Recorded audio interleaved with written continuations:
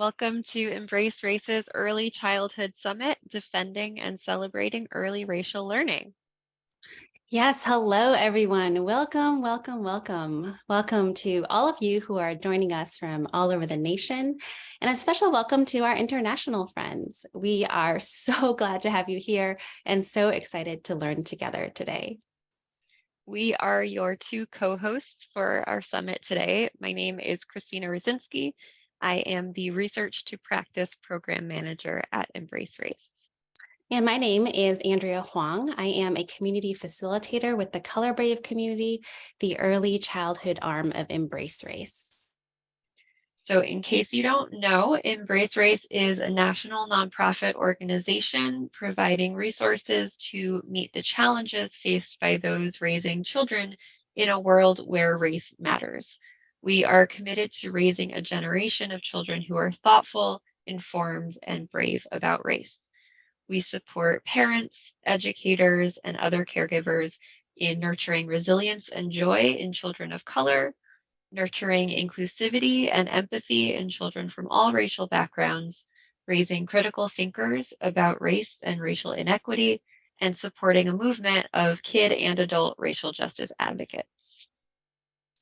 There is a growing body of research and evidence of children's racial awareness development starting in infancy, and that almost all children develop racial and other biases by kindergarten, and that those biases become fairly entrenched by adolescence. So that data, coupled with current events and the policies and politics of what's happening in schools, school libraries, and school board meetings all around the nation, have really underlined the importance of defending and celebrating early racial learning. Yes, and that is why we are so excited to hold this summit today. We have a diverse group of speakers from all around the nation, and they have come to share their stories and perspectives as educators, parents, and public figures in early racial learning. Before we get started with today's program, we would like to share that our summit today is brought to you by Embrace Race in partnership with the Heal Together initiative hosted by Race Forward. And we would also we would love to thank our many wonderful co-sponsor organizations who really did an amazing job helping us spread the word about this gathering, and some of whom also helped contribute financially. And we truly, truly appreciate this show of support and solidarity among these many early childhood education, parenting, and social justice organizations. So our schedule today will be in 3 parts. We'll have 4 speakers sharing tiny talks, what we're calling personal, fascinating narrative style talks, a great panel discussion with some exciting guests, and then a reflect and connect session. So an opportunity for you all to engage with us and with each other. And not to worry, we'll have some breaks interspersed with the schedule. If you haven't yet already, please feel free to introduce yourself in the chat. We'd love to know who all is here. And I see Chris just put that schedule up on screen for you so you can see when those handy breaks are. So throughout the day today, we encourage you to use the chat box to share thoughts and interact with your fellow participants. We would also like to make this an inclusive space where folks can engage across English and Spanish. So we ask that as you do use the chat box, please consider self-translating, which means posting your message in the original language, either English or Spanish, and then translating to either English or Spanish for those who only read one. And you can very quickly self-translate by copying and pasting your message into the translator at deepl.com. That's DEEPL.com. And that is also in the chat box for you. And we thank you for considering that self-translation to help create a space where we can come together across languages. Yes, and again, a very special thanks to Carla and Joanne providing Spanish interpretation today for us from Banta Linguists. If you missed their introduction in the first 5 minutes, please know that you can listen to Spanish interpretation of our entire summit by tapping the globe icon at the bottom of your screen. Or if you're using a tablet or a phone, look for the 3 dots that say More at the bottom of your screen. Spanish interpretation is made possible today by Start Early, Champions for Early Learning. We also want to shout out Chris and KT from Tuttle Co. for their technical expertise in running this long event today. Thank you guys so much for all your work. You guys are great. Well, I think that's enough information from us now. To kick off our summit today, we bring you an opening word from one of EmbraceRace's co-founders and co-directors, and one of the funniest people I know, Andrew Grant Thomas. Andrew, the floor is yours. No pressure at all. I will not try to be especially funny. Thank you, Andrea and Christina. One thing Andrea and Christina did not tell you is that they are key parts of the team of 4 who not only facilitate our Color Brave early childhood community and its work and do an amazing job of that, but they are also the main organizers of this event, which you might imagine takes a lot more effort than may be apparent. So thank you to Andrea, to Christina, Darcy Heath, and Nicole Russell, who did the bulk of that work to get this together. So thank you so much. I want to join in with them in thanking Carla and Joanne, our interpreters, and we'll try to model speaking at a modest pace so that their interpretation can keep up. Chris and KT from Tuttle Co, who've already been thanked, they help us as well with our webinars, our regular webinars. Thank you for keeping the logistics of this together and making this a good production. And of course, our co-sponsors, our speakers, and all of you who are here. I think we have something like 1,300 people registered for this conversation and many more who will see it later. So we're really, really pleased about that. And I wanted to elaborate a bit on what's been said already about the purpose of this conversation, right? So why defending and celebrating early racial learning? And Chris, we can go to that first slide. And broadly speaking, I think there are 3 reasons we wanted to have this conversation. And again, Andrea already alluded to at least one of them, which is that the challenge to racial learning in our schools, of course, is very, very real. It's very serious. It's not new, right? What we've seen in the last couple of years is by no means the first time that some folks have tried to challenge what students can learn, about US history and about the place of race and racism in that history, and for that matter, in our present. But certainly it is a more pronounced, more vibrant, more forceful form of suppression of honest reckoning with history and with race than we've seen in some time. So we need to understand it, we need to grapple with it, and we hope to do some of that today. But second, the fight for honest teaching and learning about race and racism is also real. It's also vibrant. It's also not new and ongoing. And third, we can all participate in it. And in fact, we need to participate in it, right? What those of us who are participating in this conversation and the millions more of us across the country who believe, as most if not all of us do, that it is so crucial, not only for ourselves, not only for our children, but for the future of our democracy, to grapple with the reality of race and identity more generally in shaping outcomes for individuals and families and for communities. Those of us who believe that that's really important need to join this fight. And so we're here to encourage you to do that, to suggest some ways you can do that, and to do that together. So first, let's take a look at the part of the fight that's gotten most of the attention. Here are some headlines that, even if you haven't seen these particular headlines, won't surprise you because they've dominated the news cycles, right? I'll just mention a couple of them. Georgia Governor Kemp signs bill into law that limits discussions about race in classrooms. The Kennewick School Board votes to protect children from critical race theory racism. Critical race theory flap makes teachers tiptoe on slavery racism topics.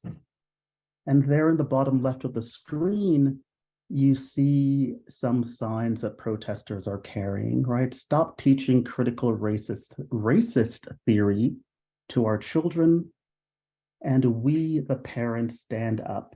And I want to highlight that one in particular, because so much of this effort to suppress honest grappling with race in our country and in the schools with our children has been framed in terms of what parents want.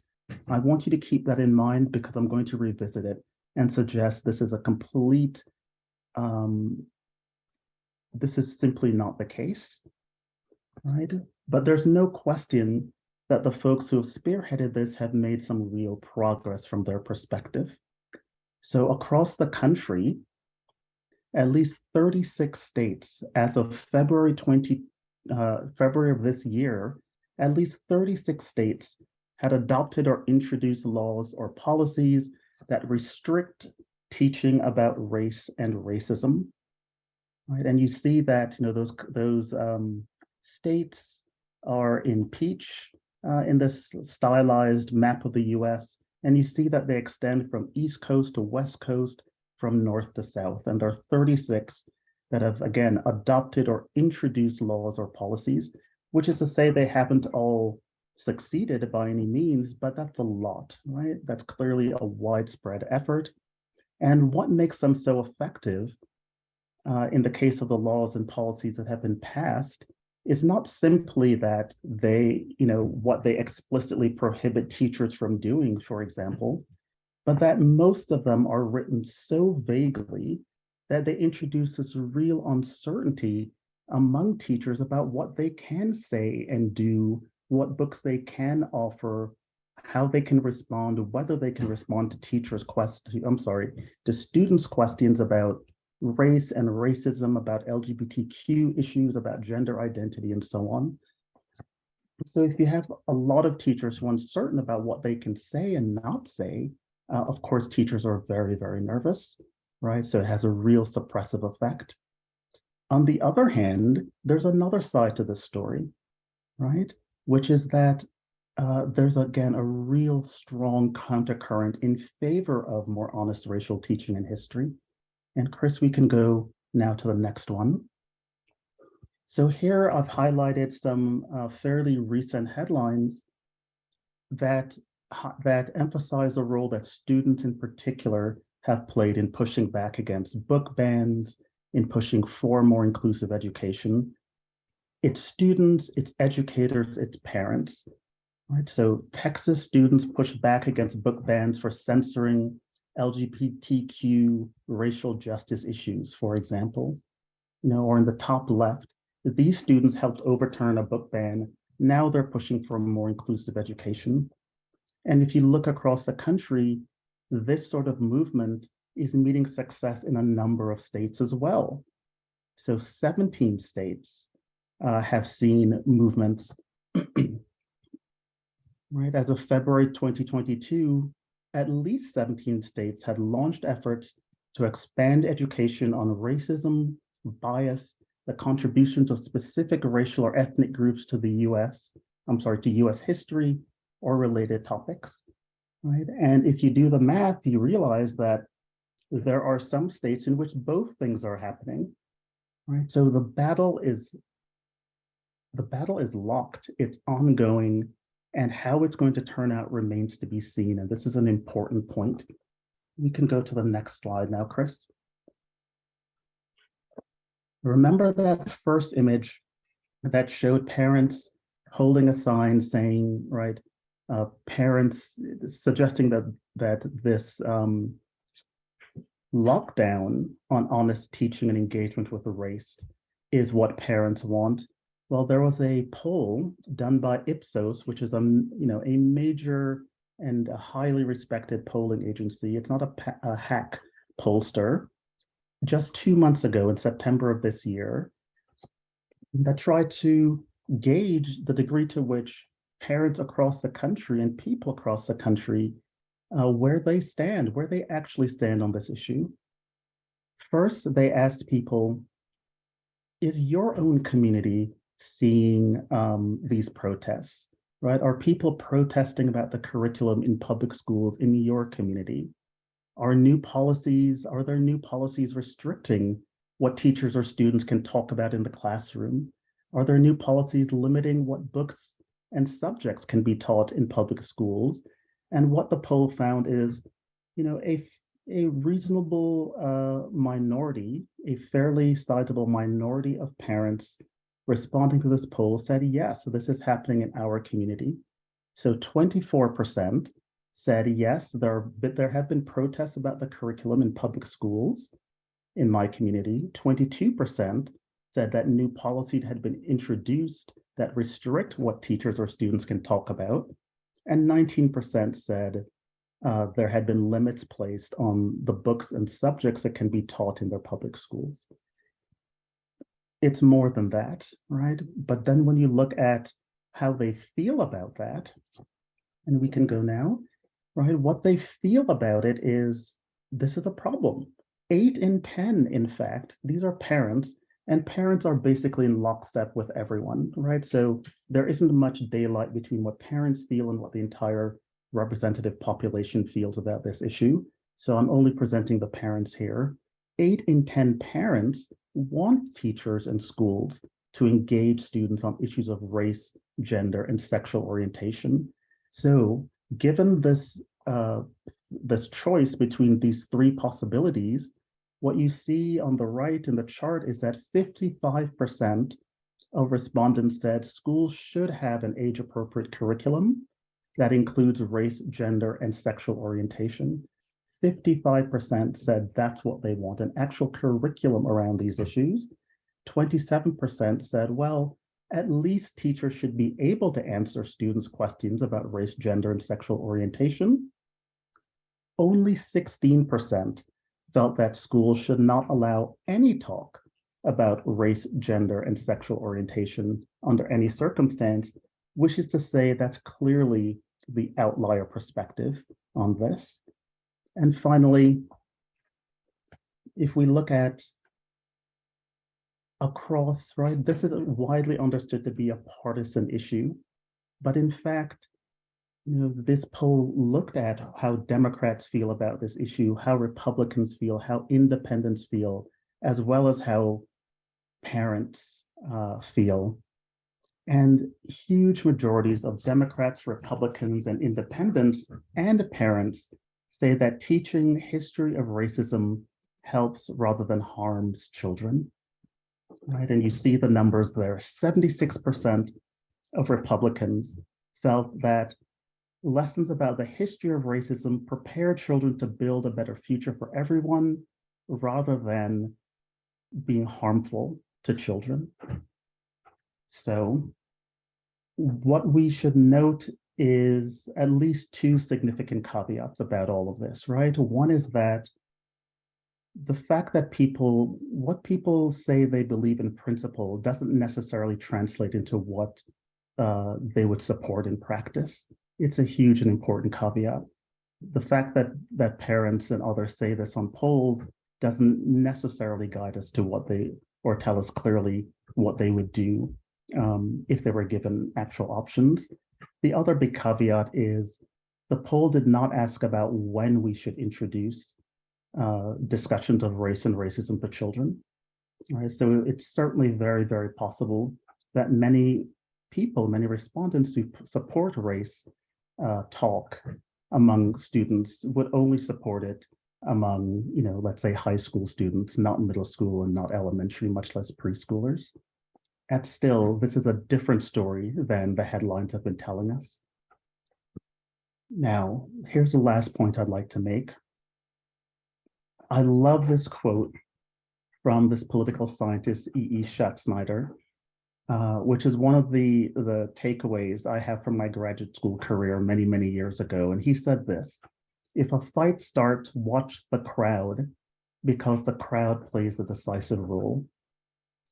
he was talking about politics. And what he was saying is, excuse me, when a political fight starts, you need to be aware of what all the rest of us do who are not, as it were, immediate combatants in the fight. What is it that we do? How do we weigh in? How many of us weigh in at all? On what side? How far does the fight spread beyond the initial combatants? It seems to be the case that most parents are supportive of teaching kids about school, and yet the parents who are not supportive, who want to suppress that teaching, seem to have the upper hand in terms of legislation and so on right now. Why is that? Because that side of the issue has been able to mobilize far more of its people than the side of the issue that is really concerned to teach more honest history. We need to weigh in. And over the course of this next few speakers, you will hear much more. And you will hear ways in which we can weigh in. So please join the fight, weigh in, and I hope you enjoy the next few hours. Thanks so much. Thank you so much, Andrew, for helping us ground ourselves in this moment in time in the US context. And I know we'll hear a little bit more about that from our first speaker in a few moments. And I personally really appreciate highlighting the positive movement of many people out there who want to expand and encourage healthy, developmentally appropriate teaching and learning about race, even among our youngest learners. And we hope that everyone here today will be inspired, motivated, and encouraged by our speakers to continue taking action to celebrate and defend healthy teaching and learning about race with our young children. Yes, and we really want to encourage everyone today to not only be inspired, but also to commit to taking action. So here are 3 ways you'll be able to see that on your screen to do so. So the first way is to join the EmbraceRace community. One of our primary goals is to provide space for folks to find mutual support in caregiving and parenting, in teaching practices, and in advocacy and activism. I can't highlight enough the need for community when doing this work. You need people around you. So to let us know who you are and to find ways to stay connected with EmbraceRace, you can click the link in the chat box and fill out a quick form letting us know how you'd like to be involved. And another easy way to show your commitment is to join the Heal Together initiative hosted by Race Forward. And as Andrew pointed out, students, parents, and educators are helping their communities come together to support honest, accurate, and fully funded public education.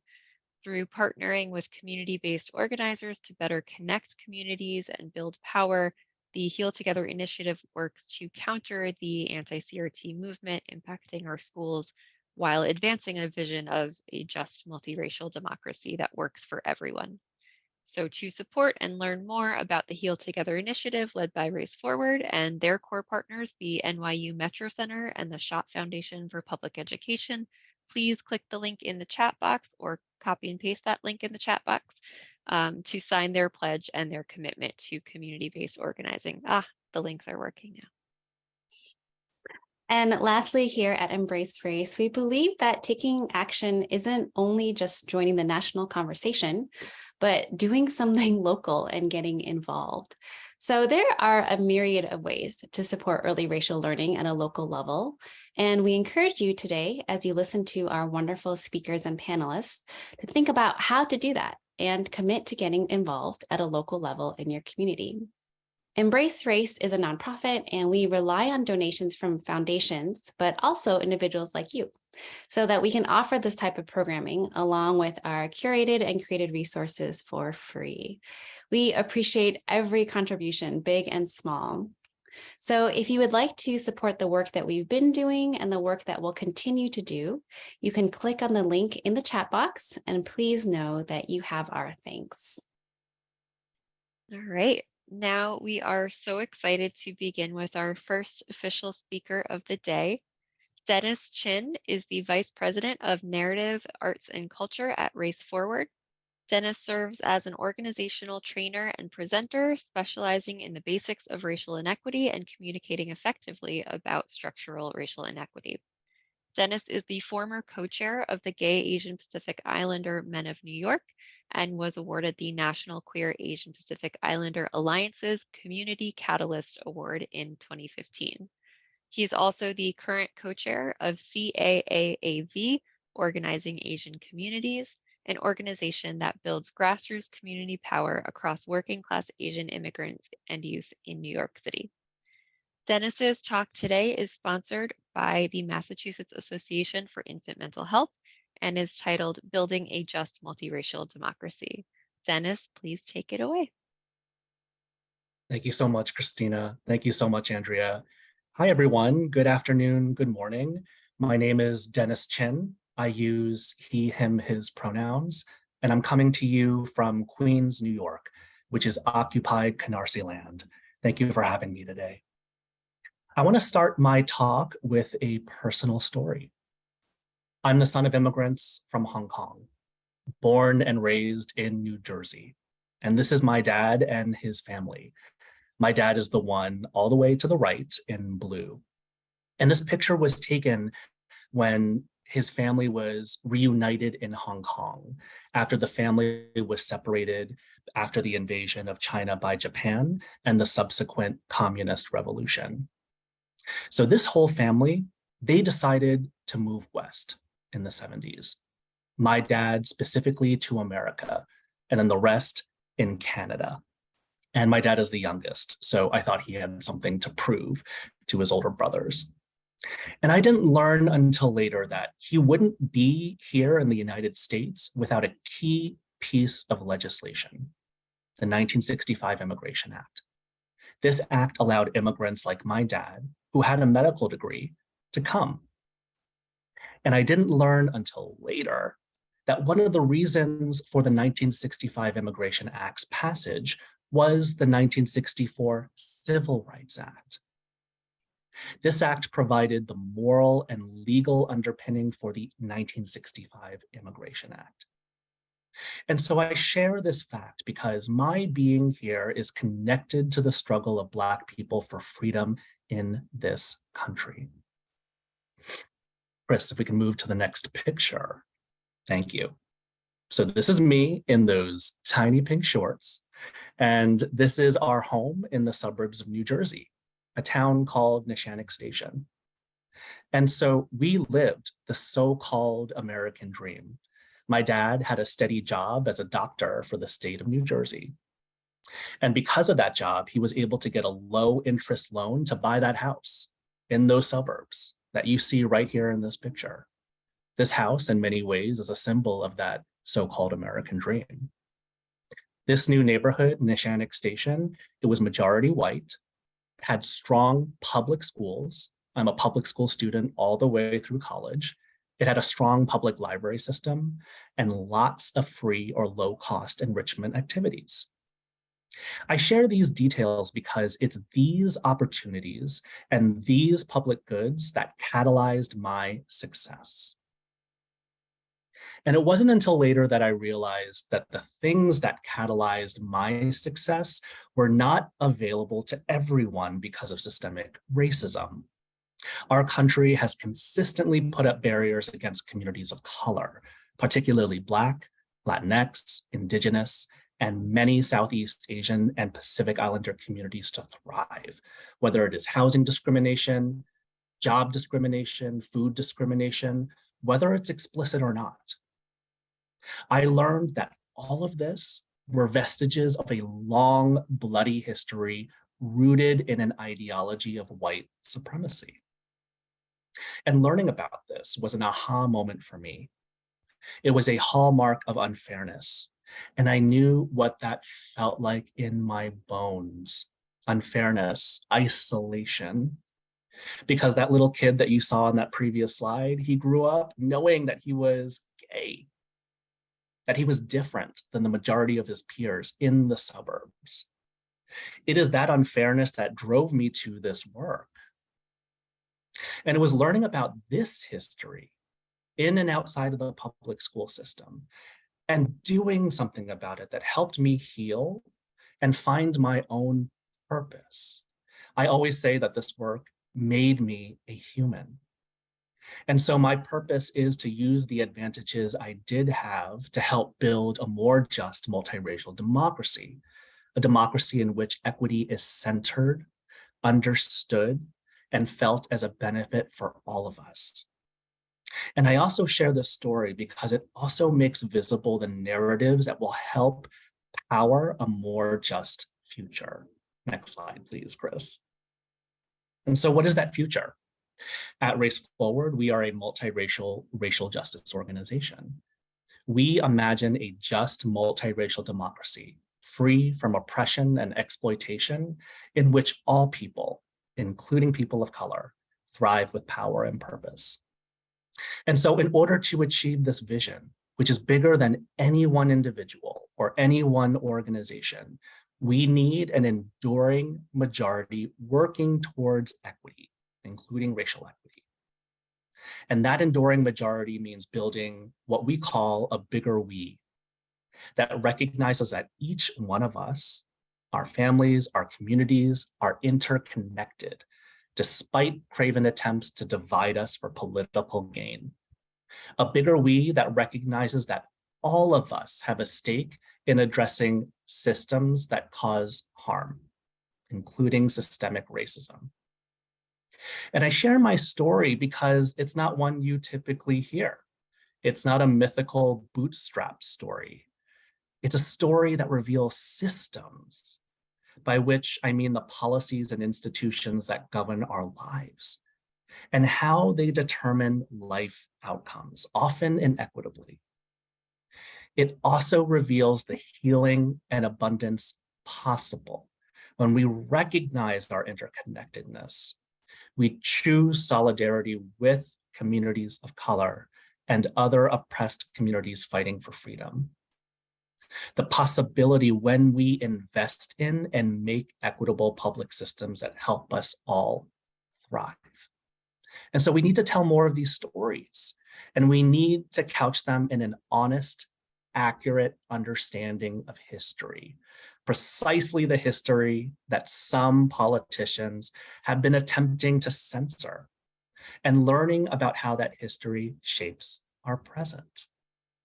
We can move on to these lessons from histories, and I'm just going to share a snippet of it.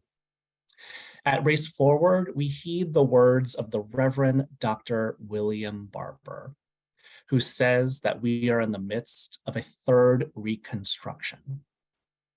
The first Reconstruction was at the end of the Civil War, after slavery was abolished.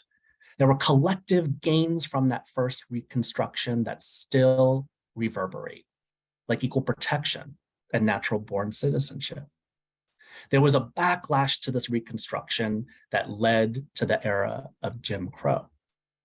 That second Reconstruction that you see on this slide, this was the Civil Rights Movement, an era in which Black people fought for formal equality under the law, resulting in the Civil Rights Act, which I talked about earlier, the Voting Rights Act, the Fair Housing Act, all key pieces of legislation that not only helped people of color, but other historically oppressed groups.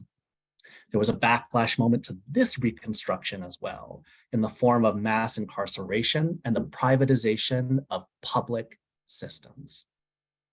And now we're at a third Reconstruction, approximately 60 years from the second and 120 years from the first, when ideas about equity, including racial equity, have finally arrived at our institutions. And this is a key piece to advancing a just multiracial democracy. We're here because of the movement for Black lives, which, after the murders of George Floyd, Ahmaud Arbery, Breonna Taylor, and more in 2020, helped a critical mass of people in this country come to a greater understanding of the impact of race and racism. And only 3 weeks passed since the biggest mobilization for Black lives in this country, when we saw the beginnings of a coordinated backlash against this third Reconstruction. Next slide, please. So 3 weeks after the uprisings, Chris Rufo, then a fellow at the Manhattan Institute, launched a highly coordinated and resourced culture war, as we call it, on critical race theory, which Andrew talked about. And this year, we've seen that attack expand to encompass gender ideology and quote unquote wokeness in general. And I'm not going to talk at length about how this is manifested. You've probably seen this in your local school districts. So for us, in this backlash moment, we must understand that powerful interests have been capitalizing. They used this as a strategy by making politics about identity and cultural erasure. So what do I mean by that? Instead of focusing on policy solutions for, let's say, rural underinvestment, the strategy is to simply convince rural people that the other is your enemy. Rather than focus on the underfunding of schools in general or making them more equitable, you focus on critical race theory and trans kids. Rather than focus on access to healthcare, we focus on whether immigrants can get care, right? So what's the purpose of this division? I said it was a strategy. First, to roll back the progress we've made on equity as a country, which, as I said, is necessary if we are to become a just, multiracial democracy. And I know many of you on this call, you have been embarking on your understanding of these concepts. And for us, we must hold steady that equity is central if we are to improve outcomes for everyday people. When we improve outcomes for those that have been historically oppressed and present day oppressed by policies and institutions, we create a stronger society for everyone. And so in chilling this work, they cast us, those of us who believe in equity and justice, as divisive. What else? What else are they doing? To consolidate power amongst the few. At Race Forward, we've tracked where these culture war attacks on learning about race, learning about gender, sexual orientation has been happening. And it's mostly in suburban and rural areas, areas that are experiencing rapid demographic change.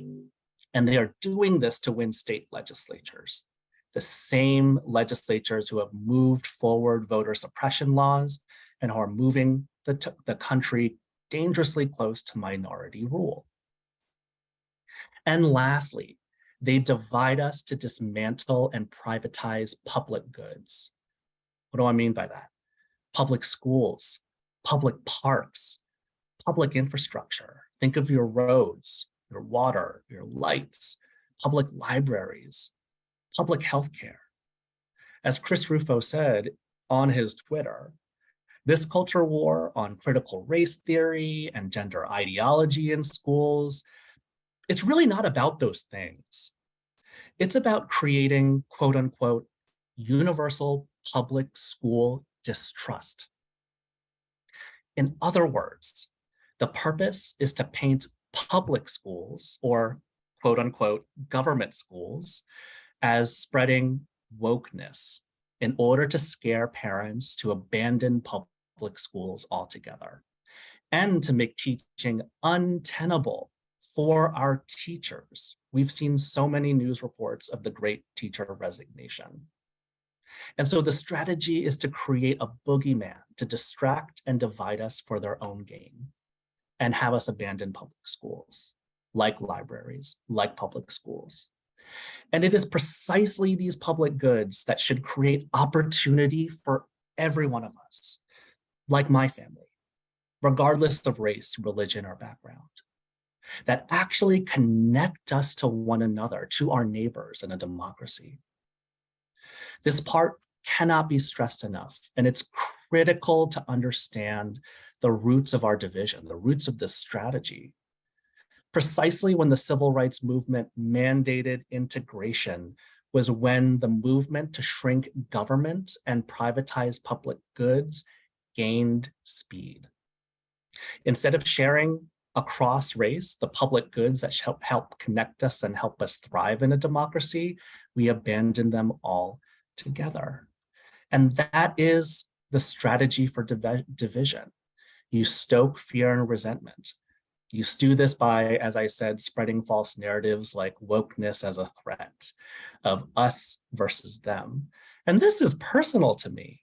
I know when in the early 2000s, as a gay Asian man, my existence was the boogeyman. I remember when the threat of gay marriage was used by politicians to lessen scrutiny at a political agenda that prioritized tax cuts for the rich and an unjust war. You combine that with a tax on government by saying that government only serves those people, people of color, immigrants, LGBTQ folks, that government gets in the way of meritocracy, or that the market should solve all of our social problems. This narrative has been so effective that anti-government attitudes are now a feature of American politics, even amongst supporters of equity and justice. And so we need a way to fight back. Next slide, please. In the face of manufactured division, in the face of leaders telling us to fear our neighbors, we need to tell stories and share narratives that elevate our humanity and our interconnectedness, that make popular and deeply felt that learning about and addressing racism, particularly systemic racism, is in service to us all, in service to our souls, and is a benefit to everyone. And we need to own our power. You just saw Andrea and Christina talk about how you can get involved. Not only do we have the power to demand change, but we can implement change through government, through engaging in our public systems and fighting for them to be more equitable, if we choose to join together. Next slide. And so lastly, this is going to be a recurring theme. There are so many ways to put these ideas in action, to choose each other, to choose equity, to say no to the politics of division, even in your local school district. So as was mentioned, Heal Together, which is at Race Forward, is co-sponsoring this event. And we did this to beat back the culture wars at our schools and to advance honest and equitable public education as a pillar of a just multiracial democracy that we have yet to fully realize. And so this campaign, it started in Essex, Vermont. In 2021, a divisive concepts bill aimed at whitewashing history was introduced by an extremist school board candidate in that neighborhood. And when that candidate hosted a town hall to introduce that bill, a multiracial group of students showed up en masse, and they were joined by parents too, all saying that everyone should have the freedom to learn through an honest and fully funded public education, for all children to feel seen, their histories represented, and for them to learn about our society's mistakes so they can create a better future. Not only did they defeat that candidate, they passed an educational equity bill at the school board level. This means that a majority of people chose equity. They chose each other, and they chose to fight for public schools that truly reflect who we are and what we can be. And now at Heal Together, which you can visit us at healtogether.org, we've been supporting other grassroots coalitions, students, educators, caregivers across the country to do the same. Remember, when powerful interests and certain politicians stoke these cultural wars, it doesn't mean they have to win. They will try to paint some of us as less than deserving, as the dividers, in order to separate us so that they can continue picking our pockets, privatizing public goods that should create opportunity for all. And my personal story, the one I shared earlier, reminds me that we don't have to give in to this. We can choose a different path. We can choose each other, and we can choose to see how we all benefit from equity. So for all of you, let's continue this work. Let's fight back against this culture war and continue to invest in and make better the public goods that help us all thrive, including public schools. Thank you very much for having me. Thank you, Dennis, so much for your talk. That was so powerful. I loved how deeply personal it was of sharing your family's immigration story.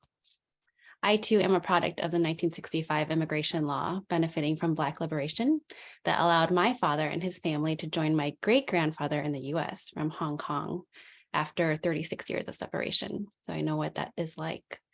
I just want to say, Dennis, I also really appreciated the ways you highlighted the connection between the decreasing of public goods, especially public schools, and social division, but then the call to own our collective power, and that example, so powerful, of the students and parents coming together as a solution for equity. Thank you so much. Well, next up for our next tiny talk today, we have Trisha Mokino. Trisha is a member of the Cochiti, Kiowa, and Oke-Awenge tribal nations. She is a wife, mama, auntie, niece, daughter, and community member. She holds a BA from Stanford University in American Studies and an MA from the University of New Mexico in bilingual and elementary education. She is the co-founder, education director, and elementary Charis speaking guide at Charis Children's Learning Center, an Indigenous language immersion Montessori school located in Cochiti Pueblo, New Mexico. One of the blessings she is grateful for is being able to work with children from her tribe in their Indigenous language of Charis every day. Trisha's talk today is sponsored in part by We Are, which stands for Working to Extend Anti-Racist Education, a nonprofit that provides anti-racism training for children, families, and educators. Her talk is titled Becoming Grounded, Indigenous Early Childhood and Beyond. A huge welcome to you, Trisha. The floor is yours. Thank you so much. I'm just checking. Can you hear me okay? Okay. Kwesi se hopa. Mani matswait iran tampawi asa hapa ni hanuch. Kiwa kukukit ko oke wengi asi osita. Katim siu. Kiupawat asa hats. Nyo apa shama. Shamika hi siu ita maani kupers tenishete. Pa. Masha kiwi shani kuwe. Nye aksi se hopa ikuta ku. Pachapats tia hopa. Hello, everybody. My name is Trisha Mokino, and I am from the tribal nations of Cochiti, Kiowa, and Oke-Awenge, 3 tribal nations located between Albuquerque and Santa Fe, and they are a part of the 19 pueblos located in New Mexico. I'm really grateful for the context that Dennis shared with us a while ago. And I want you all to know that the context that I am coming from, of course, is as a native, as an indigenous person in settler colonial America. And I want to start with a context of years. So by the year 2003, I had graduated with my bachelor's, I had graduated with my master's, I had been inspired to go get trained in the Montessori method and was deep, deep into the work of the language revitalization programming and teaching in my village, one of my villages. It's my grandma's village of Cochiti Pueblo. So in New Mexico, there are 19 pueblos, and of those pueblos, 5 different languages are spoken, completely unrelated, and yet we are still considered one people. We still have the same creation stories. 7 villages speak the language, our language of Charis. So I want to share with you, just as Dennis did, a little about my family. And I want to share with you pictures of my grandparents. And my grandparents were really, really key in my life. So this is my grandpa, Leo Cariz, and he is from Kiowa Pueblo, where I am calling in from. And Kiwa is located west of I-25 between Albuquerque and Santa Fe. And he was born in 1913. And this is my grandmother in her beautiful pink dress. And she was born in 1918, and she was from Cochiti Pueblo, our other village. And so I keep saying these two villages because when my father passed away, my beloved father, when I was almost 5 years old, I went on to be raised by my grandparents, who then really supported my wonderful, loving mother in going on to get her education. So I share this picture because this is a backdrop of us standing down against the cliff at Mesa Verde.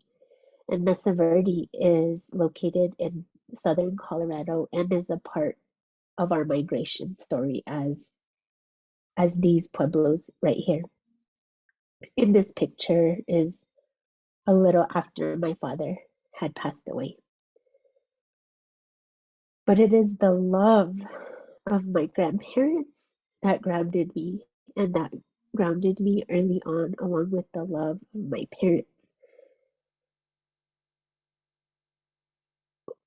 As I lost my father, as I grew up with a lot of really hardships and a really hard childhood, I am always grateful that my father was around long enough to support me in that sacred space of early childhood, because it really is the most important part of a human being's life.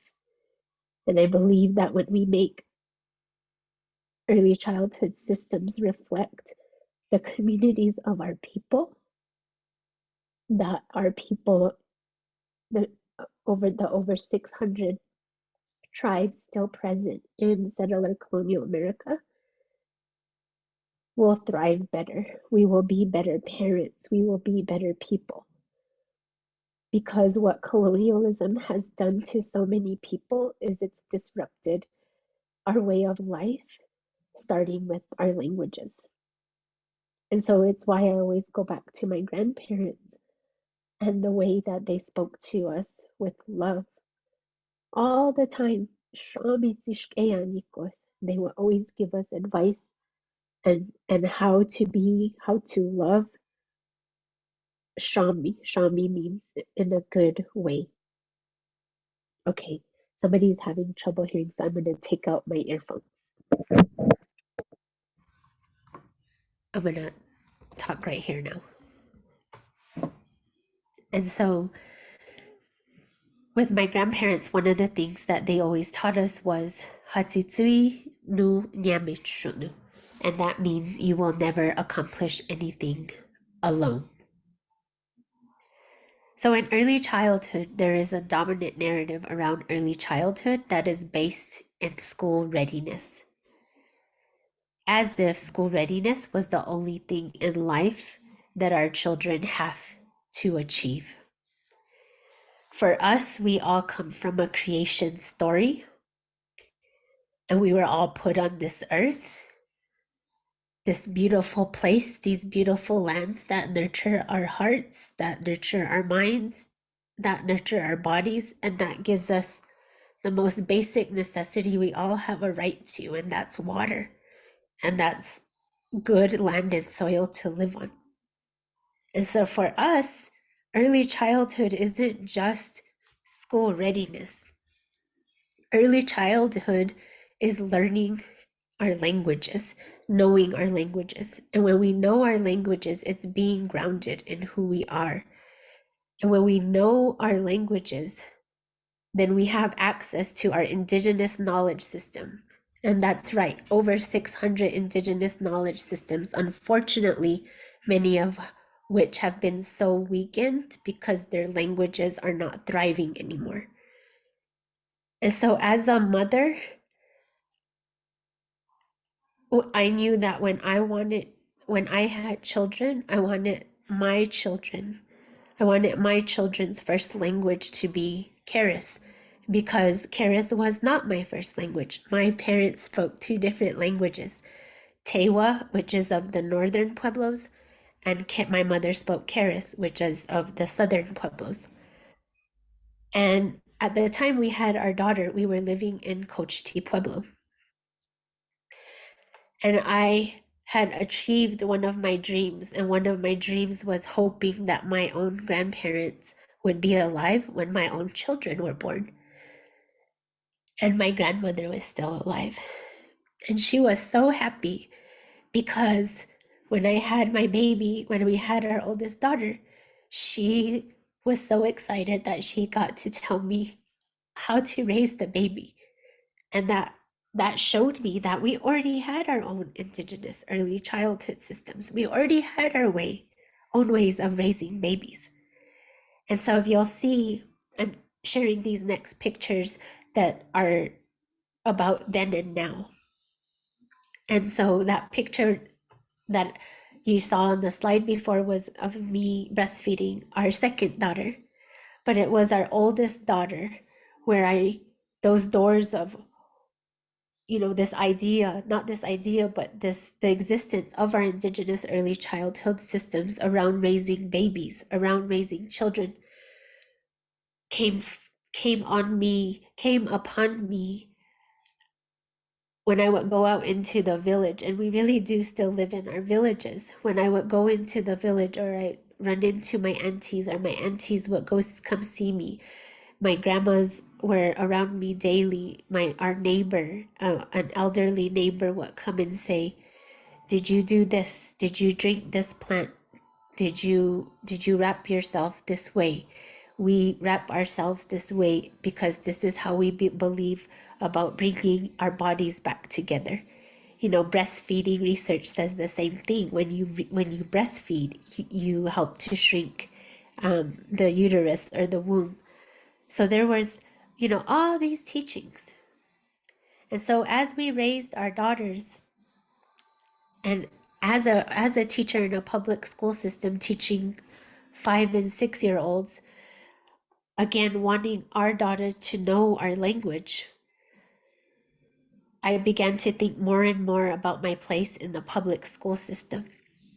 And I began to think more and more about my work with our language revitalization program at Cochiti.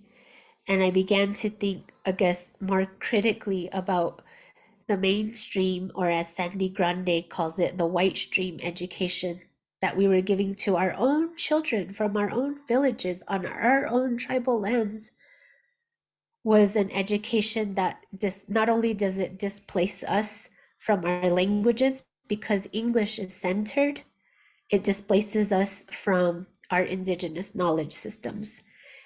And we realize that we have to interface with white stream, mainstream society, but we shouldn't have to do it at the expense of losing ourselves.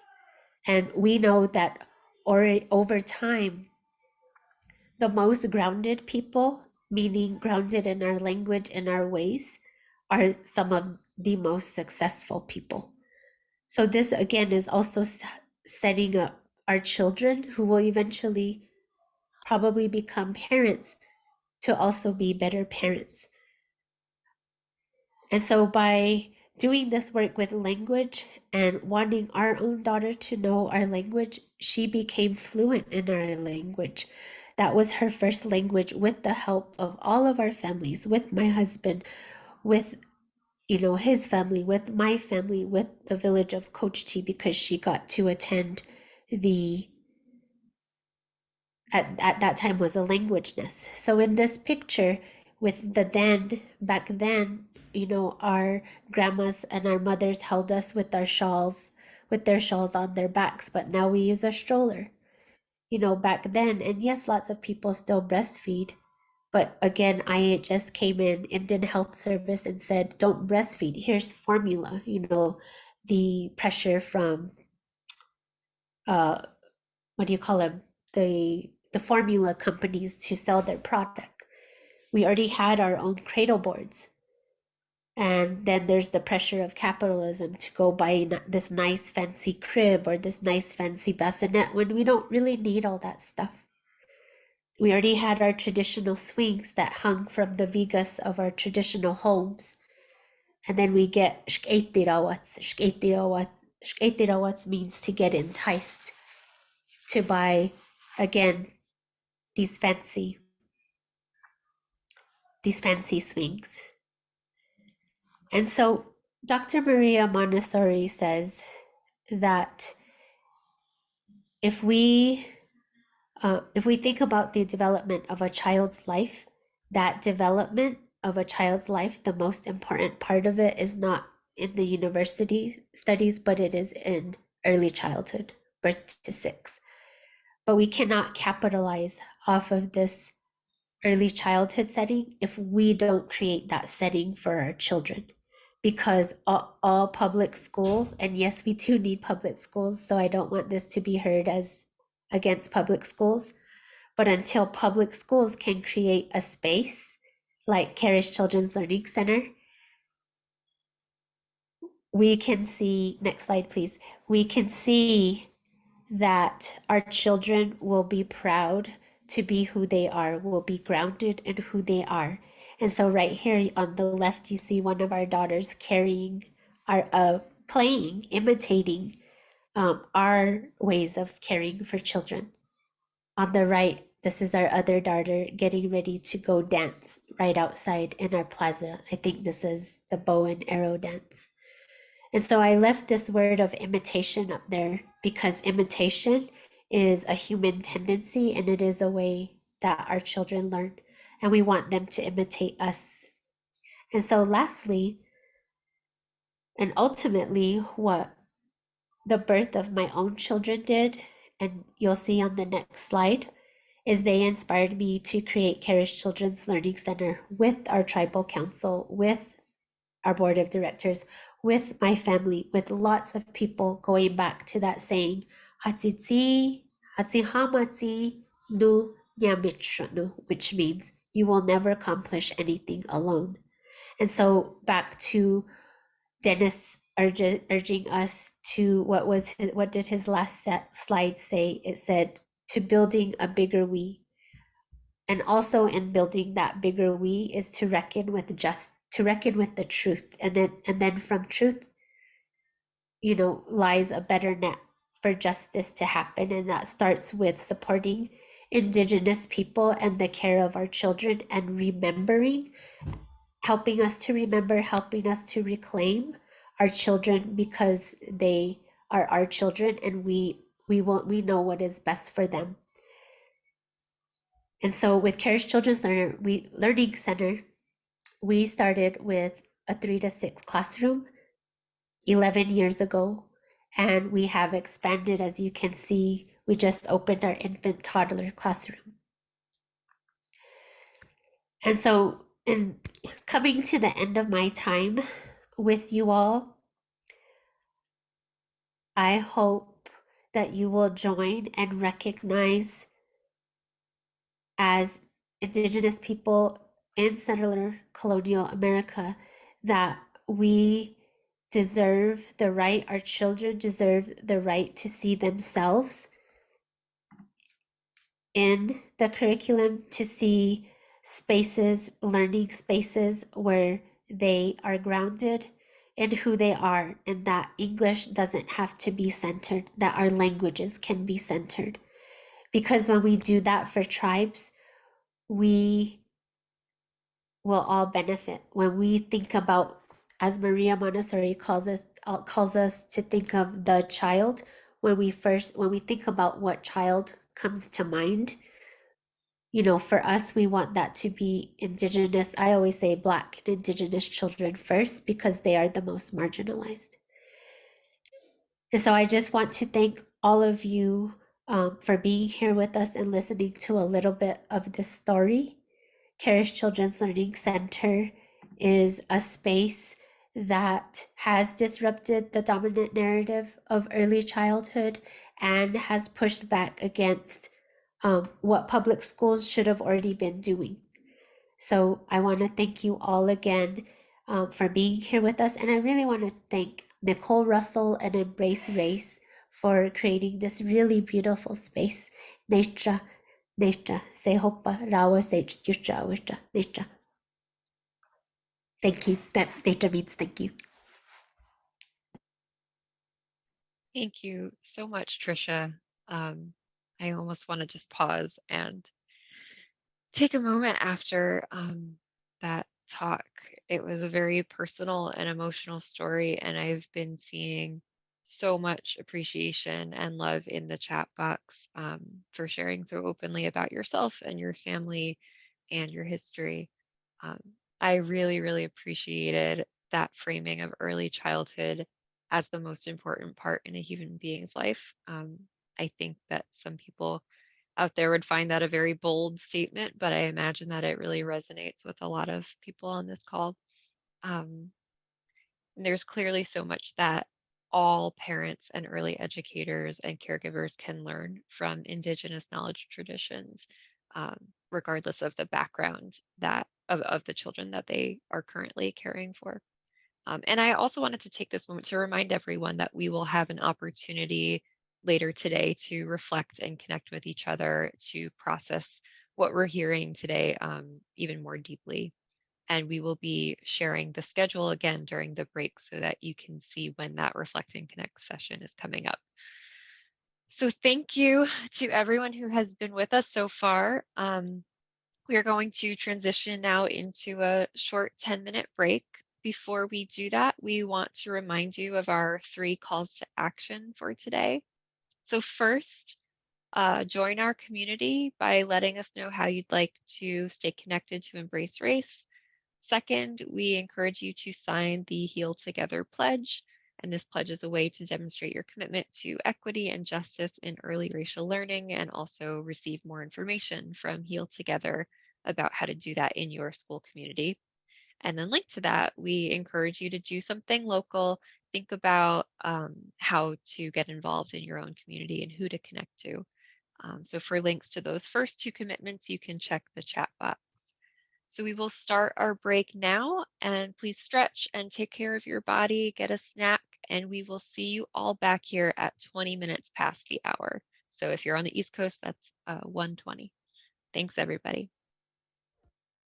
Welcome back, everyone. We hope you had a refreshing break.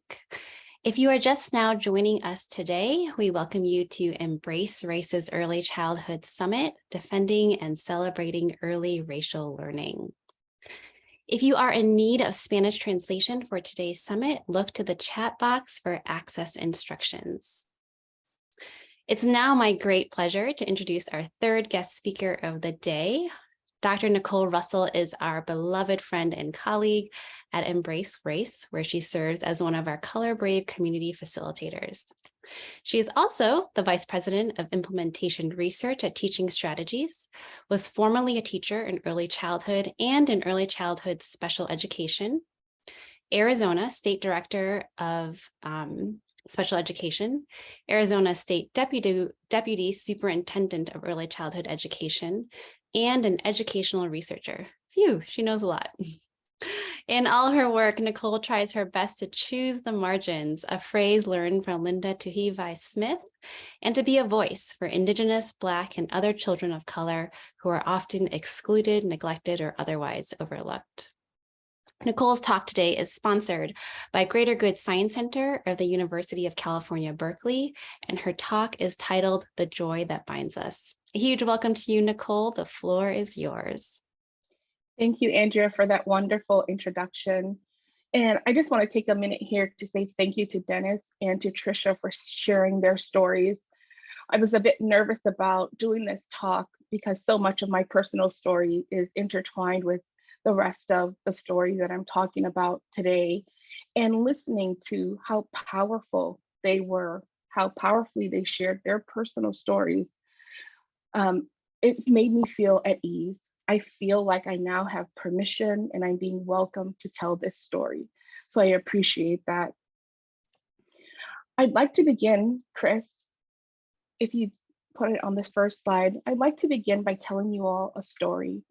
This story about this little girl here on the far left who was born on a bright sunny day in the fall of 1978. This lucky girl was born in Honolulu, Hawaii, to a young Kanaka Levy woman and her partner, a young Black man from Birmingham, Alabama. She was the third child born into this family of different histories, this family of two young people in love who were working hard to bring their cultures together to create a new shared culture for their children. That girl was me. If you look closely, I think you'll see my dimples, both in the one where my dad's kissing me and where I'm sort of yelling, my mom holding me. And by the time I was in kindergarten, there in the green dress, I was one of 4 children in this growing family. And by the time I was in the 3rd grade, right here in the brown vest, I think that was the style back then, it had to be, because I don't know why else I'd be wearing that. I was one of 6 children. We were growing up in rural Hawaii during the 80s and 90s, and we were doing our best to survive. My dad worked a variety of jobs, each time chasing more money so he could provide for our large family. At one point, he even worked on Maui. We lived on Oahu and he was working on Maui. We saw him every other weekend, or sometimes maybe once a month for 2 years. He worked there because the money was better than what he could earn on Oahu. My mom, she worked too, lots of jobs, including selling everything from Tupperware and Avon to Melaleuca and Princess House Crystal. She had a food truck at one point where she sold mostly Hawaiian food. She was doing her best to contribute to our family's finances. We moved from house to house, and on one occasion moved from house to beach for a period of time when our family was experiencing houselessness because there just wasn't enough money to go around. Now, being this mixed race family, living in poverty in an impoverished area where the people indigenous to the land were and are suffering from systemic racism and are still suffering from the effects of becoming involuntary minorities in their homeland, where settler colonialism permeates everything. That was hard, but it's not all I remember from my childhood. There were good times and things too. And I almost always talk about what was great, and I so rarely tell others about what was hard. In fact, I think this is the first time that I share my story publicly about how difficult those times were. I remember a few years ago, I was sharing part of this story with a colleague, and she sincerely asked me, "So did you just not notice you were poor?" I said, "Oh no, I knew we were poor, right? We knew we were poor when you frequently worry that you won't have electricity or water because those utilities have been turned off for non-payment. Or when you know that if you don't have toothpaste, you put salt on your toothbrush and brush to get the grime off, you know you're poor. You're acutely aware of how little you have. But when you're laughing and playing and hugging and dancing with these people whom you love and who love you more than anything in the world, being poor isn't the only thing that stays with you. You remember there was also so much to be grateful for, and you hang on to those moments while weathering the things that are hard." For my family, we had one another, right? There were 6 of us. I had 5 siblings, and we had these 2 incredible parents who were madly in love.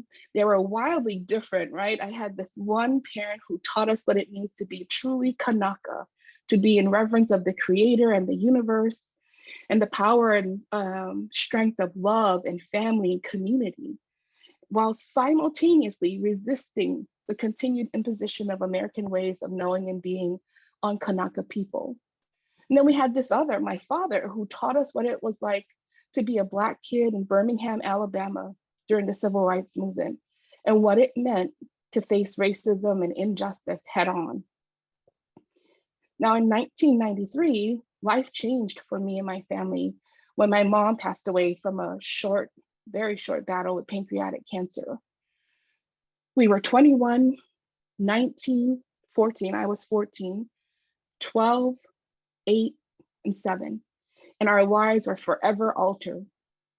Our dad had quit his higher paying job to become a school teacher so he could have the same schedule as these 4 school-aged children. We moved houses so we could be in a more affordable place.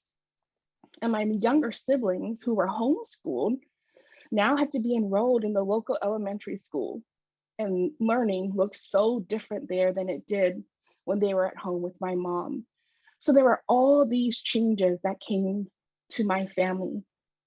Now, when I think back at that time, between when she passed and, becoming a young adult, I think about that time and what it took to get myself back on track, both emotionally and academically, and what it took to accomplish what I told her I wanted to do.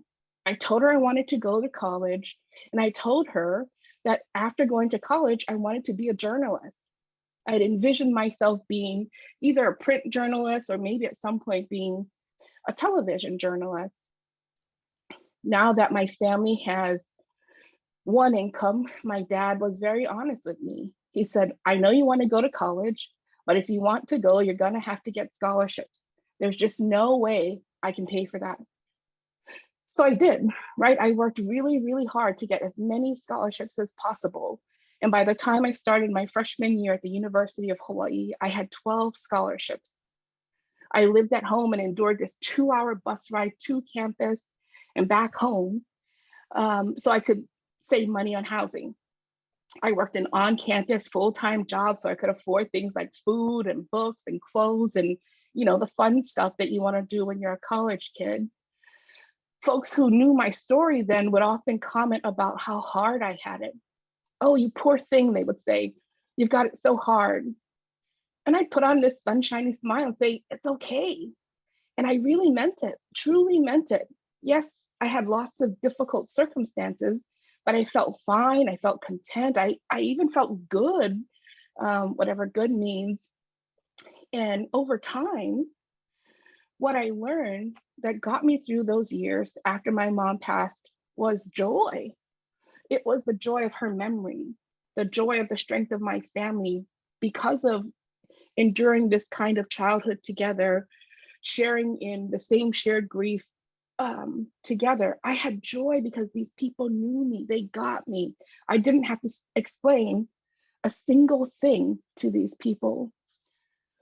I also had joy because this woman right here, in that photo on the left at the center, is my mother's mom, this beautiful Kanaka queen who was always a part of our lives, but became even more integral after my mom's passing. She was an essential relationship and presence in my life to the end of her life.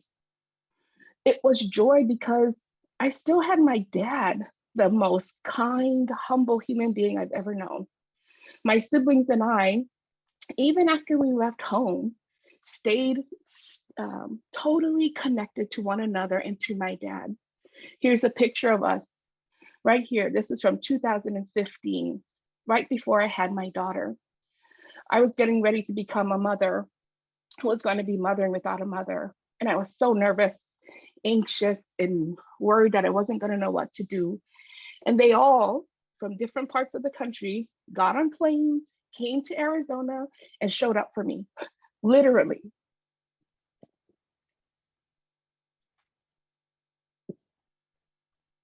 Literally showed up for me to tell me that everything would be okay. And I've never let go of the feeling that I had that I could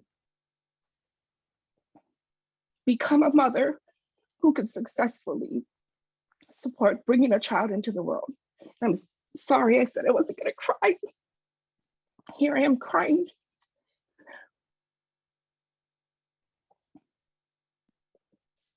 So when I think about that, and I think about the lessons that it's taught me, the most successful thing or most powerful thing I think I learned was that joy has power, right? It's so powerful that joy, even right now as I'm feeling these strong emotions, it's not just sadness, right? I feel joy. It shares space with sadness, with fear, with anger, with all those things that we experience. It's not like happiness, right? That depends on everything being just right, everything being perfect. You need that to be happy, but joy, it needs nothing else. And when I think about this work that we're all engaged in and wanting to be a part of, racial and social justice, I think there's two lessons to be learned. The first is that when it seems like things are insurmountable, that we are facing pressure in every which way we turn. Andrew did a wonderful job at the beginning of telling us what's happening out there, right? Many of us have read these stories, watched these news stories. It feels like we're being pressured everywhere we look. In those moments, we rely on the power of joy to help us persist. It doesn't mean that everything's perfect, but it means we're digging down inside, right? We're tapping into joy so we can weather ourselves through these difficult times. And the second lesson is that the sooner and more often we can provide children, especially children of color, with experiences and opportunities to cultivate this joy, the better, right? We want them to start banking those moments of joy so it becomes part of their resiliency toolkits. Maya Angelou said, laugh as much as possible, always laugh. It's the sweetest thing one can do for oneself and one's fellow human beings. Imagine that, by encouraging children to laugh and play and be themselves and be joyous, we're encouraging them to take action for themselves and for others. And when I speak of lifting up joy, there are three types specifically that I'm thinking of. There's the joy of being, right? Simply being ourselves in our full humanity with a range of feelings and emotions and strength and weakness. There's just joy in being embraced as that person. Joy in laughter, in crying, in struggling, in soaring, right? When things are going really well, in every way, just being. So I would encourage you every day, take notice of those things. What brings you joy? Is it listening to your favorite music? Maybe it's singing along and dancing. I'm one of those people who enjoys music thoroughly. Is it spending time with your family? Is it watching sad movies and crying because it gives you a release? Be in that moment and notice what brings you joy so you can do more of that. The second type of joy I'm thinking of is the joy in connecting deeply to others. Connection to others can sometimes feel inexplainable, unexplainable. We just cannot explain why we feel so connected to sometimes people we've never met. I'm going to give you an example. I'm going to ask you to close your eyes right now and picture this scene for a moment. You're watching a video. There's a young child, maybe that child is about 10 months old, not quite one, and they're in the doctor's office, and a parent is holding that child. Now, that child was born with trouble hearing and hasn't ever heard their parent's voice.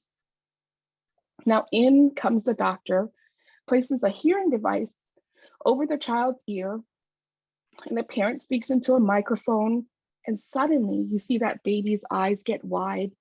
Their grin and smile gets wider at the sound of their parent's voice. And that parent is instantly in tears. Now open your eyes. What do you feel? I know for me, every time I see that, instantly I'm in tears. Tears because I know the joy, the pure joy that baby's feeling, that parent is feeling, and the joy comes out in tears. That feeling of connection, that joy of being connected to others is what I'm thinking of here. And then finally, there's joy in belonging. Now, for social and justice warriors, we find joy in the power of our communities, whether they're large or small. We join groups like EmbraceRace and Race Forward. We participate in sessions like this one right now, right? There's joy in belonging to something that can literally change the world now and for the future world our children will inherit. So here we are, back to my family. This was in 2021. We were all back together again. This was after my daughter was born. We'd grown by 3 more children, and we'll grow by 1 more early next year. We're still spread across a number of states, all doing our best to help our children thrive and survive. And I continue to tell our story because I think it's a story worth telling. In fact, I think all our stories are worth telling because the stories keep our common humanity at the heart of this work. And it's joy that binds us. At this time, I'd like to invite you to take out your phones or your mobile devices and scan this QR code right here on the screen. The QR code will bring you to a Padlet. Now, if you're on your desktop or a laptop and you don't have access to a mobile device, I'm going to put the link in the chat, because what I'd love for you to be able to do is go to the Padlet. There's the link in the chat. When you go to the Padlet, there's a plus button at the bottom. If you're on a mobile device, it's in the center. If you're on the laptop or desktop, it's in the right corner. Click that plus button. Think about something that brings you joy. Is it a photo? Is it music lyrics? Is it a poem? Is it just a message of joy that you want to share with others? And add it to our Padlet. And what we'd like to do is, during our Connect and Reflect session, be able to share out what we're seeing from others brings them joy, so that we can be inspired, encouraged, and just find more hope that we're not only doing the hard work of defending racial learning, but we're celebrating too, right? There are things going well and things that bring us joy daily. And can we take a moment to recognize those things? For me, joy was there when I was a child. It's here now in my adulthood, and it's part of the legacy I want to leave for my daughter. I hope you walk away from this talk and from this time we've had together today feeling inspired and encouraged to continue doing the hard work of defending children's racial learning. Thank you.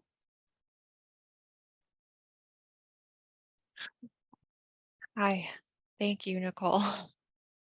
I'm just laughing because because I'm experiencing joy. I don't know that I can really articulate, put into words how much I appreciate your vulnerability.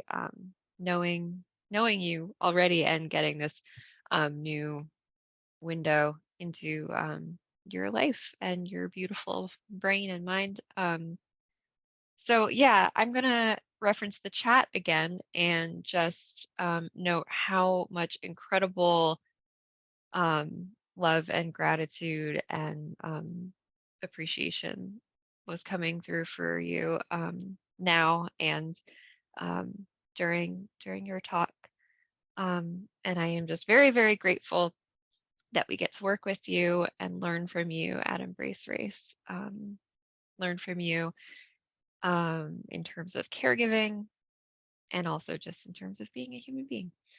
So thank you, Nicole. All right, I now have the pleasure of introducing our final individual speaker today before our panel session that will follow. Nadia Haboneta is a pedagogical leader at Pacific Primary Preschool in San Francisco, California.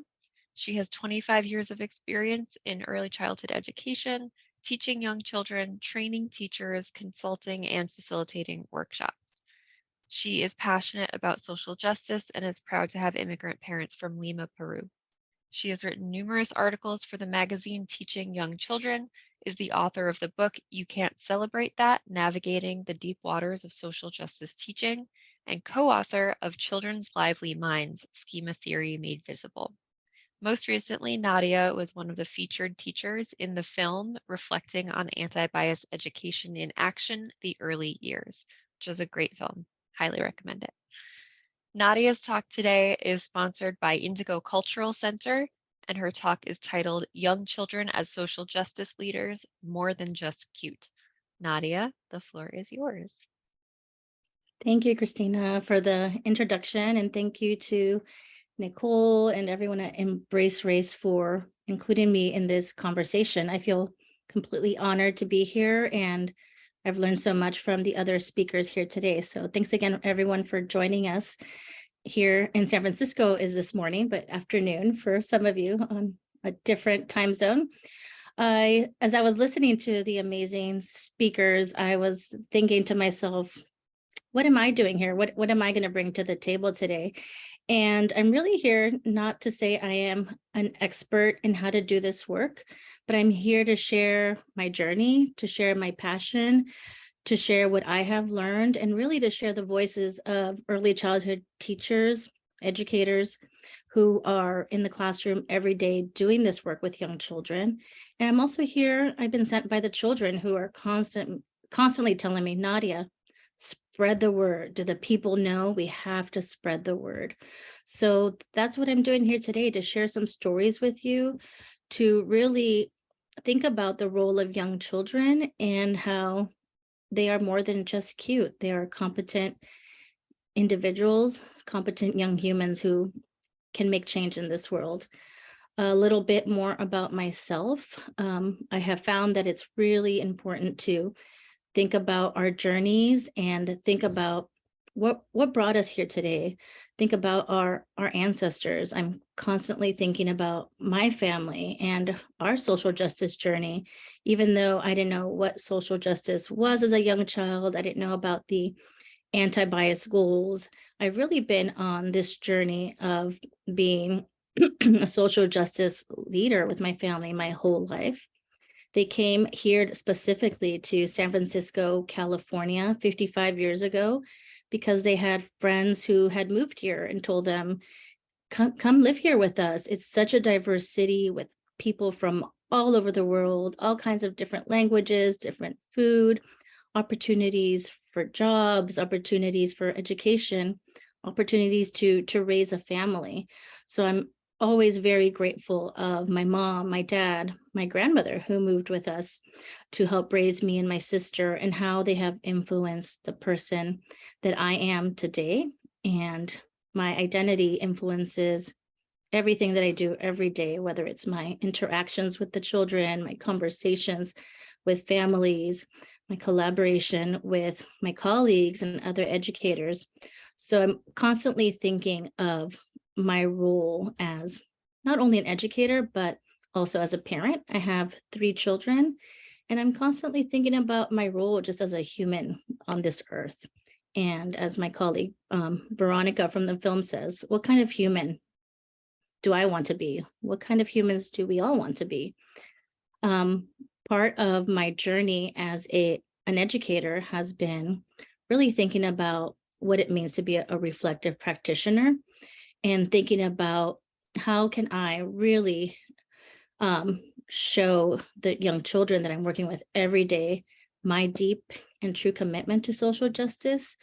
What does that look like every day to use the anti-bias goals?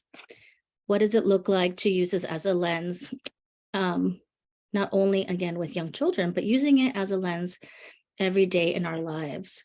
If you're not familiar with the anti-bias goals, there's four of them. And the way that I think about them is really thinking about how young children demonstrate self-awareness, how they demonstrate confidence, family pride, positive social identities. What is our role in supporting that? How do we as educators, how do we as parents create environments where children can express comfort and joy with human diversity, use accurate language for human differences, and most importantly, form really deep, caring connections across all dimensions of human diversity? How can we support the children, and how can we be proactive as well in also learning with the children language that we can use to describe unfairness and to really understand that unfairness hurts? One of the things that I have been really thinking about these last 2 years is also, how do we empower the children to act with others or alone, to really act against prejudice, to act against discriminatory actions? And it's more than just activities. As teachers of young children, of course, there's many activities that we can have, there's materials we can have in our classroom environments, but you can't just do these activities and set up these materials without doing the self-work, without reflecting, and without forming caring relationships with these young children.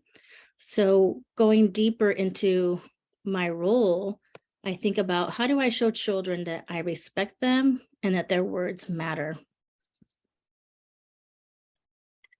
a tool that I often use and has become something really powerful in all the classrooms at the school that I work at in San Francisco has been dictation. And the children have really taken this on, that when they have important words, let's write it down. Let's write a letter. I miss my mom. I miss my dad. Let's write a letter to them. I miss my family. Or you have this really great idea, or you have this really big feeling. Let's write down your words. So they've really taken this on as a way to express their feelings, but also as a way to communicate and know that their words matter, their words are important. And it's no surprise to me, at least, that when we're talking about things that are unfair, things that are happening in our community, in our country, in our world, that the children, the first thing that they want to do was, we need to write a letter. We need to write these important words down. So we decided that we would have a clipboard in our classroom because it was just such an important tool that we called children's, well, our classroom's actually called the Coyotes. So we called it the Coyotes Important Words. So children, I could just see them every time they wanted us to write them down. I could see the sense of pride in their face, in their bodies, in their relationships with their friends. They were using this clipboard to write their friends a note, to tell them that they love them. Again, to write their families a note. I love you, mommy, and I miss you. I want you to come back. And when we learned about the tragedies that were going on, for example, when they learned about people being treated unfairly at the border, when they learned about Trump, they were hearing stories at home, they were bringing these to the classroom. The children said, do people know? We need to write these words down. We need to tell people.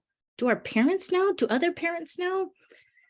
We should make signs and make copies on the machine and put them on everyone's cars in our neighborhood. People need to know that people are not being treated fairly, and we need to do something about it. We should write a letter to the boss. We should write a letter to the president. We need to take a plane to the White House. So all of these ideas were really supported by the teachers, by the parents. And this is just very short story I'm sharing with you, but this is years of work of the teachers and the families collaborating and really learning together on how to create an environment where we're embracing not just similarities, but we're embracing differences. And we're talking about, again, what is fair and what is not fair? And is it fair to be treated differently because of the color of our skin, because of our religion, because we speak a different language? And taking it to the next step, well, what can we do about it? What is the action that we can take as young children, as a community? So again, writing, dictation became a really powerful tool for all the early childhood educators out there. I'm sure you get this as well. But when I tell people what I do, that I work with preschoolers, I usually get, oh, how cute. That's so cute. So I've taken on these last 2 years, as I've been given this platform to share these stories, to really show everyone that it's more than just cute. And young children, yes, they are our future, but young children are here now and they can make change now.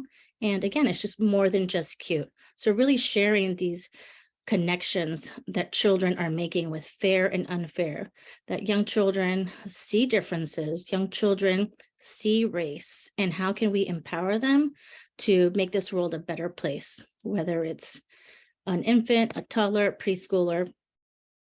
This is going to look different in all our settings. These specific group of children, they wanted to take action with their words. So on the next slide, you'll see some photos of some stories from the last few years from this group of children.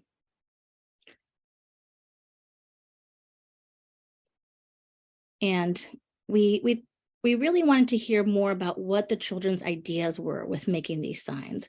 So one of the dictations was me asking them, well, why do we make signs?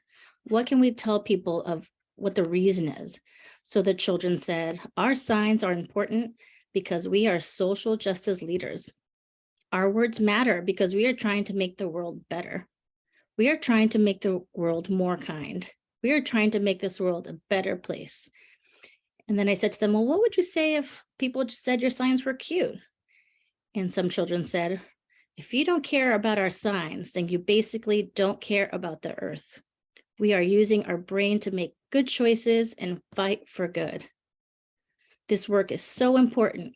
We are also feeling mad and we want to do something about it. We need to let everyone know that we care. When people see our signs, they will know that we care about Black lives.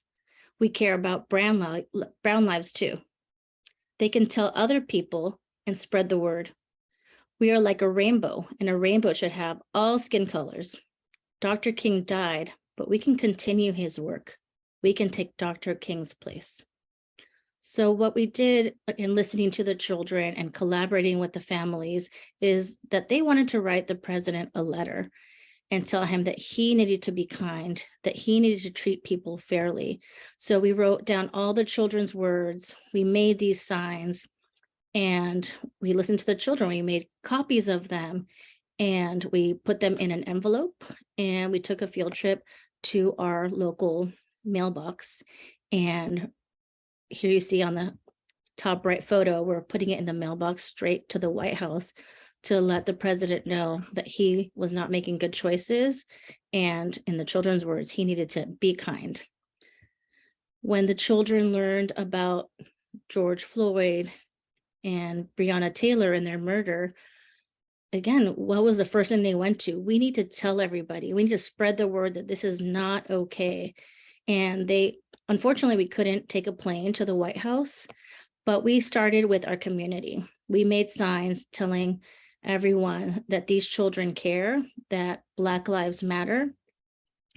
They made signs saying, hear our voices.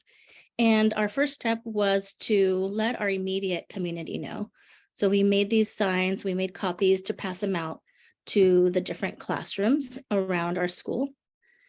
And when we were done spreading the word at our school, we made more copies and we went on a field trip to the school across the street and passed out copies there, letting them know how important this work is and how we all need to work together to make change.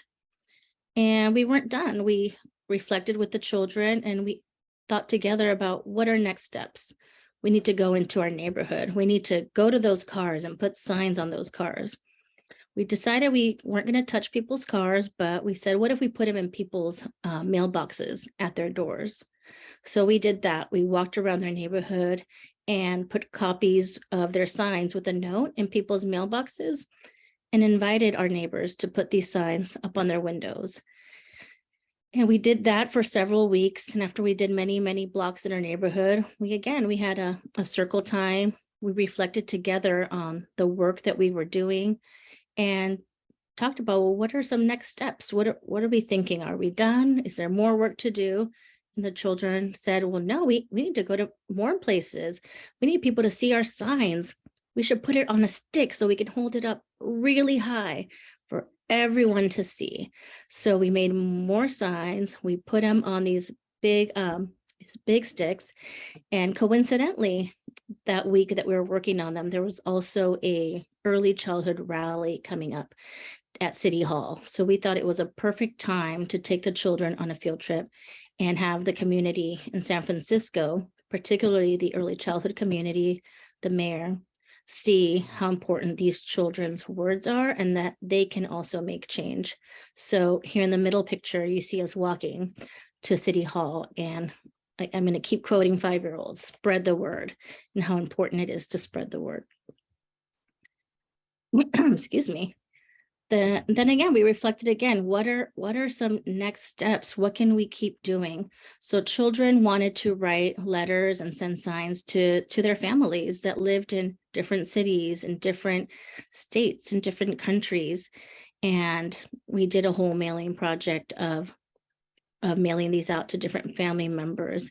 And the work just continued. And it was an important reminder of how capable young children are, how they can have these conversations, and how we as the important adults in their lives, whether it's educators, whether it's parents, how we need to collaborate with young children to really help them take action, and how that's really going to help make change in the world, not just when they're adults, but starting now. And as they go into the older grades, they'll start school with a foundation and really thinking about how to embrace difference, and also how to take action when they see that something is unfair, when they see that someone is being treated unfairly.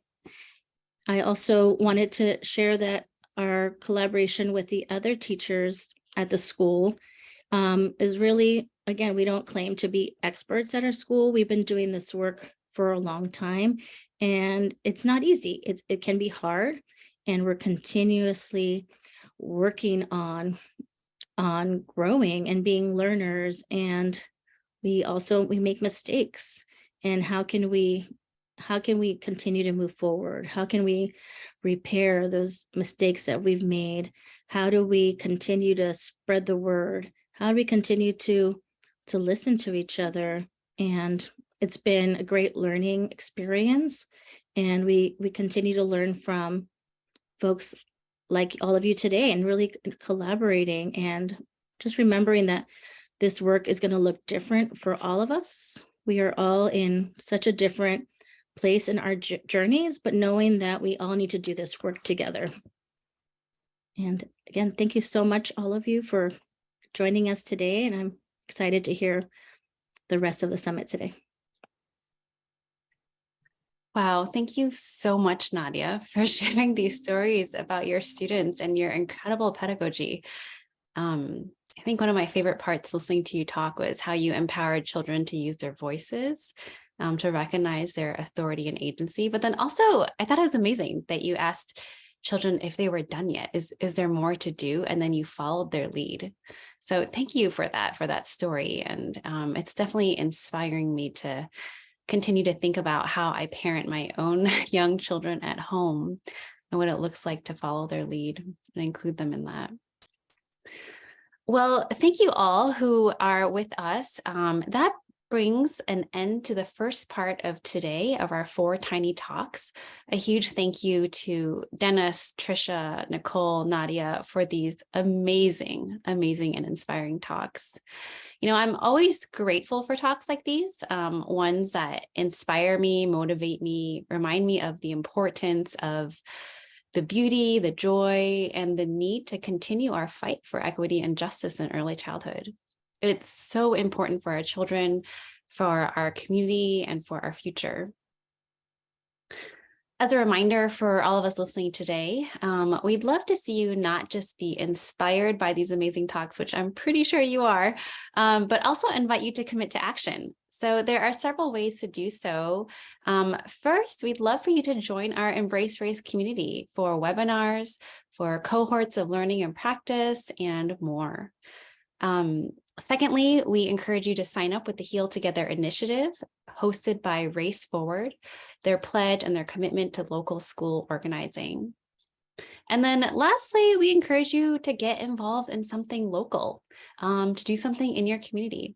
You can check out the chat box for links to the first 2. We're going to transition now into a quick break. After our break, we'll start section 2 of our summit today, where we'll get to listen in on a fantastic conversation with our 3 panelists. So Senator Michaela Cavanaugh from Nebraska, Senator Stephanie Chang from Michigan, and Anastasia Ordonez, former school board trustee from Amherst, Massachusetts, and current public education leadership project director at Race Forward. And then also our very own EmbraceRace facilitator, Darcy Heath. You'll have an opportunity to submit questions to our panelists towards the end of their conversation. So we'll start our break now. Please stretch, take care of your body, get a snack, get some water, and we'll see you all back here at 10 minutes past the hour. Thanks so much.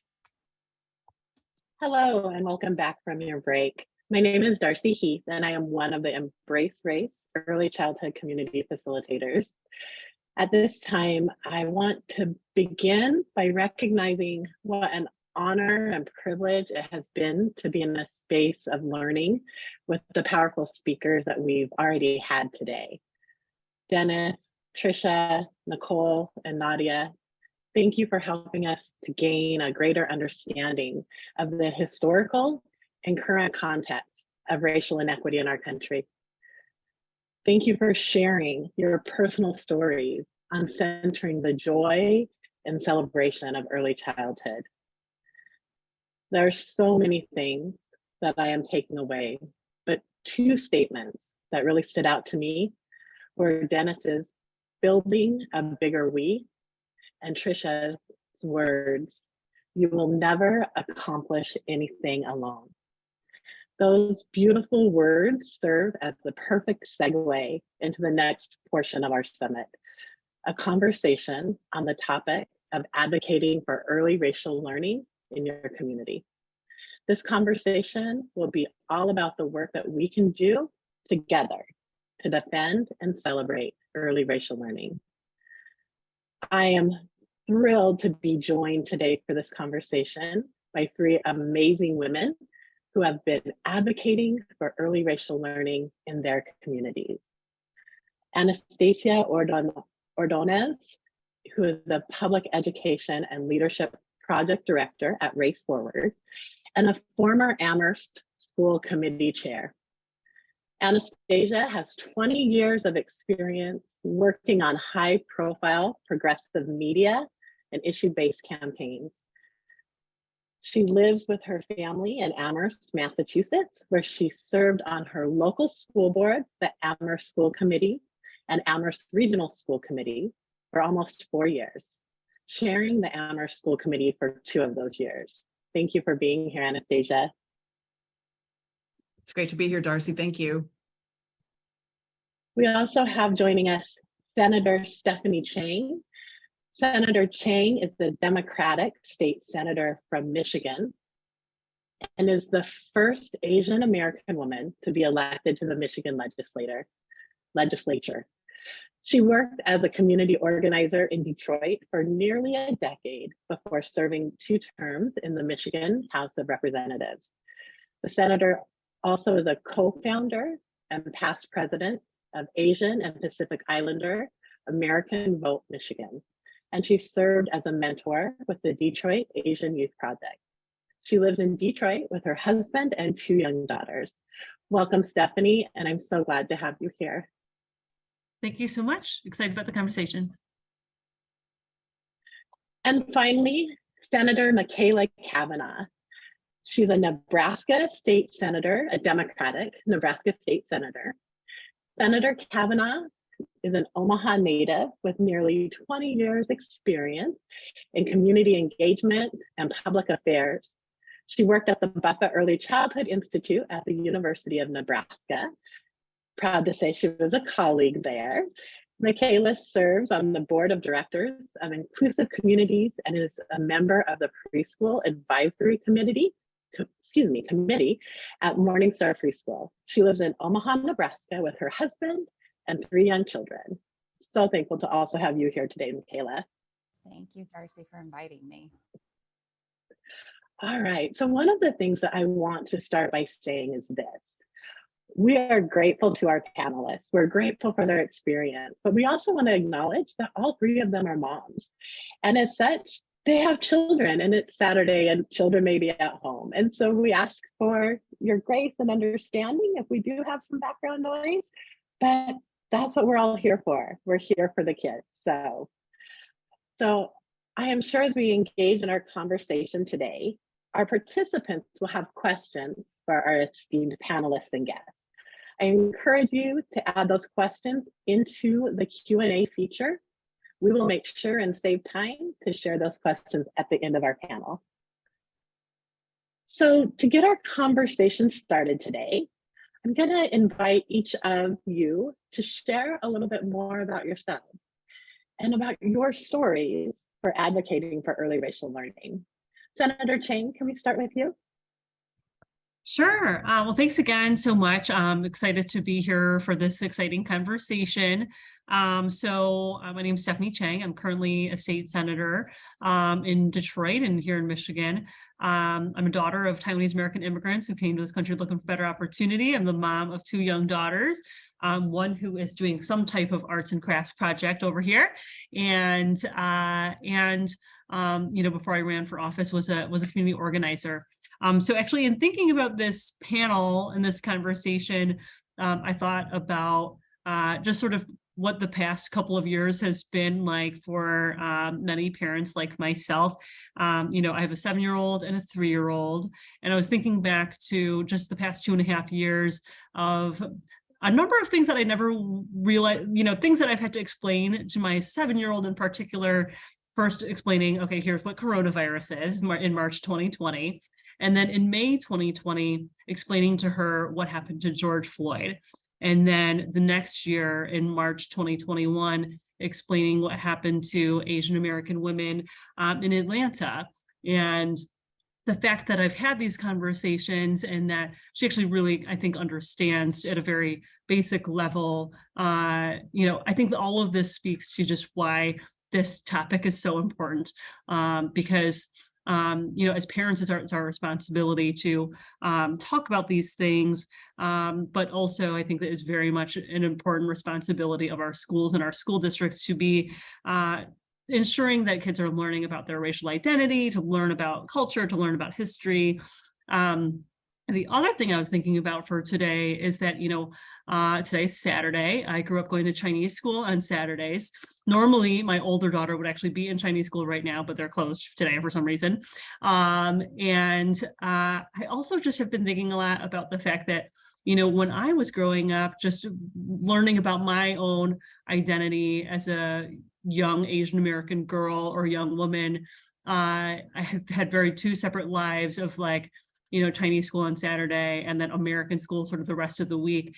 And the experience that I want for my daughter is something where she is who she is as a young Black and Asian girl, to be fully who she is no matter what setting she's in. And I think a big part of that is going to be learning about her own identity and about her history and about the history of each of the communities in our nation, in a way that I did not, and that many of us did not. So I'm really excited about this conversation because as a mom and as a lawmaker, I just think it's really important. And, Michaela, I know you're also a mom and also a lawmaker. Would love to hear your experiences. Yeah, Stephanie, I obviously... Michaela, I'm sorry, I'm going to interrupt you really fast, and then I'm going to turn it back over to you. Just a quick reminder, we are providing Spanish interpretation services, and it's helpful to our interpreters if we slow our conversation down a little bit.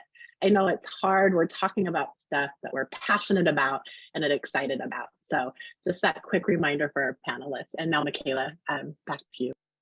Thank you, Darcy. I am used to talking in 5-minute increments on the floor of the legislature. So sometimes I talk really, really fast, and sometimes I'm trying to draw it out just to take time.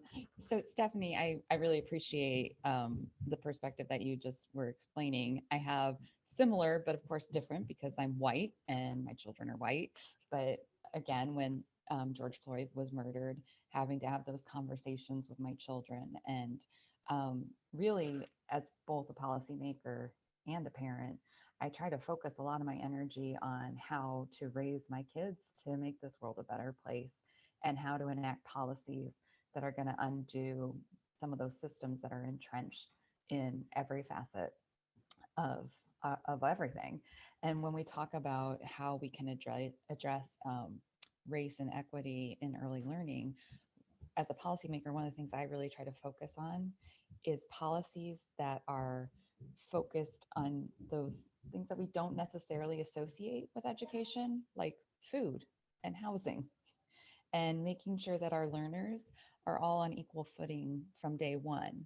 Oh, I need to speak up. I'm talking slowly, but not loudly. I apologize. So I was saying that focusing on some of those essential needs to help kids just from day one have the learning at the same level as everyone else by having access to food and housing, stability are really important. And at least in Nebraska, specifically in Omaha, we are a very segregated city, and we have coded language for our segregation. We have a part of town that's called North Omaha, and that's Black Omaha. South Omaha is primarily Latino Omaha, but it is also just where our immigrant populations tend to end up. And then the rest of Omaha, which is white. And the further west you go is where the white flight really happens. So we are a diverse city and a segregated city. And a lot of that goes back to redlining, but you can see it in our early learners. And it's something that I'm very dedicated to trying to undo while I have the chance to. But I'm going to turn it over to Anastasia. I'd like to hear a little bit more. She's also a mom. We got a bunch of moms here, mom power. How you have seen this in your work and as a mom. Thank you, Michaela, and Stephanie also. Yeah, I mean, I think, for me, obviously early racial learning starts in the home, right? When parents and families accept the fact that young children in toddlerhood already understand racial differences. And those parents can help their young children learn about race with intention and love, but it can't stop with the home environment, right? Or, it doesn't blossom only from the home environment. I grew up in the New York City metro area. I was the only child of a single immigrant mother from the Dominican Republic who fled the revolution there when she was a young teenager.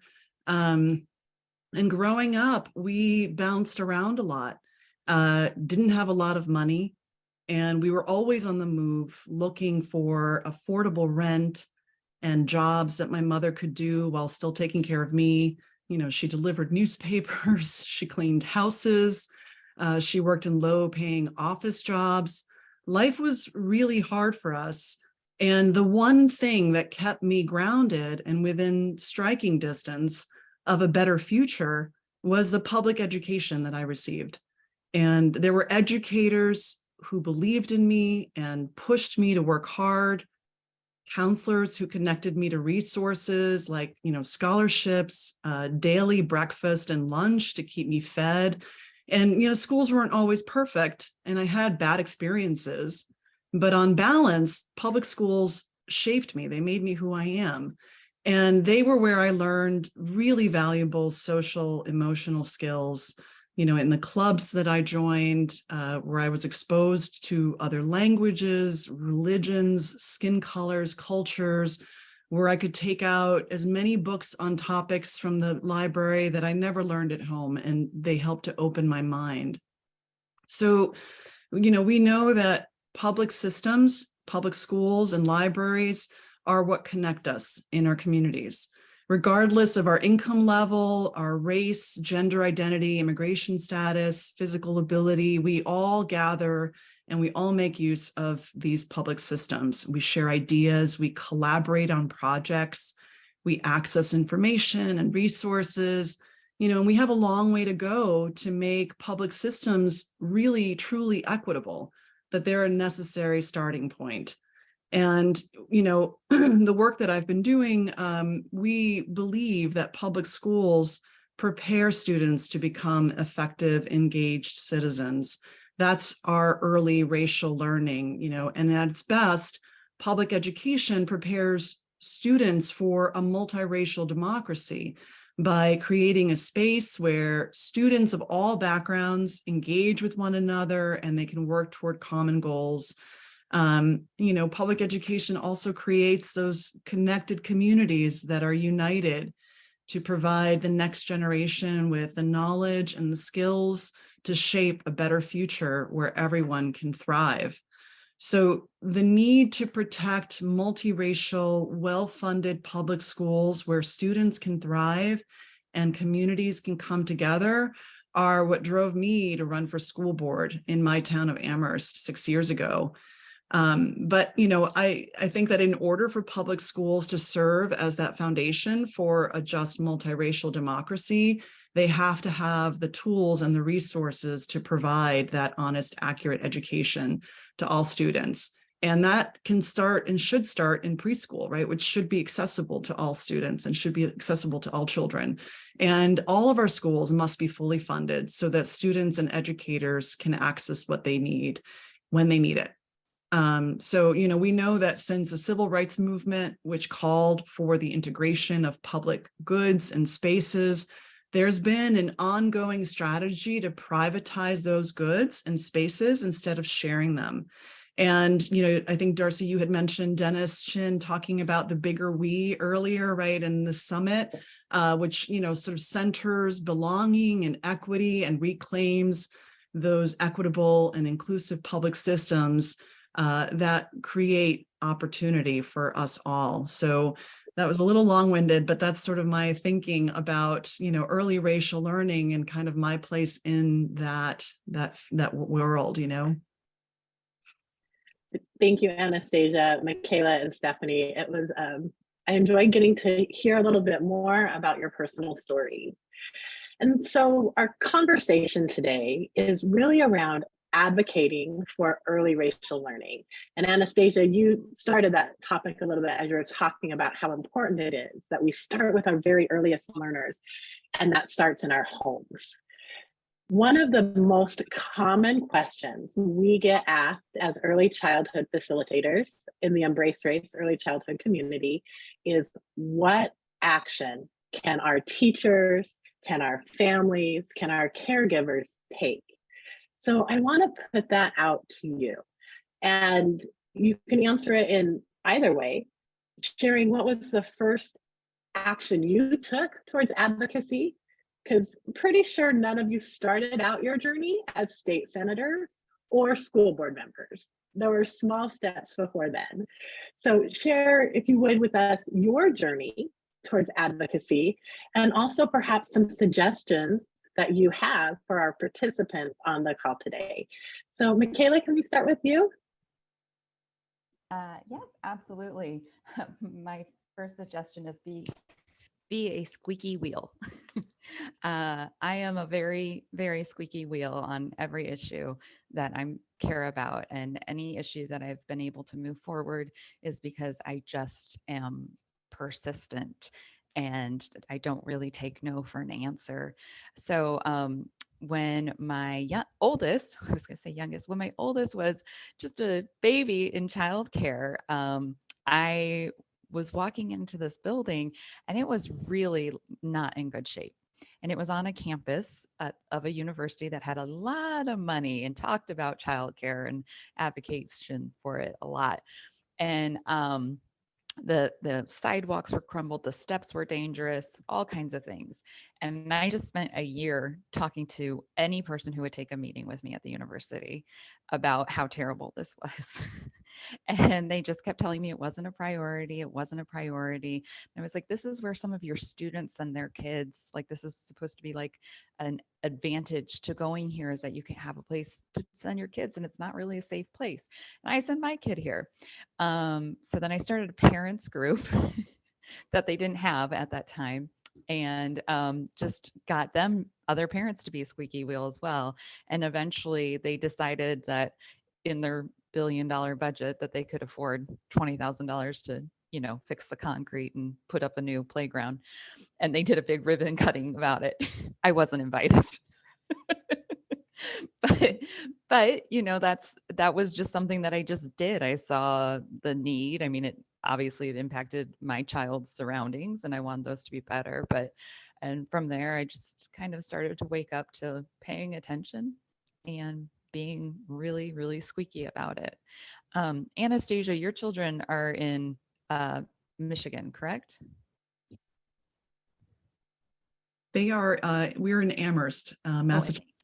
Yeah. Oh, Massachusetts. I thought Michigan. Like, really close to Michigan. Really close. Almost a mitten. How old are your children? So I have an 11-year-old and a just turned 13-year-old. Oh, so those early days of childcare are probably a wonderful, expensive memory.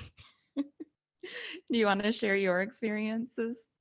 Yeah, absolutely. And I will start before sharing my personal experience with answering the question that Darcy put to us about, what can parents and educators and early childhood caregivers do?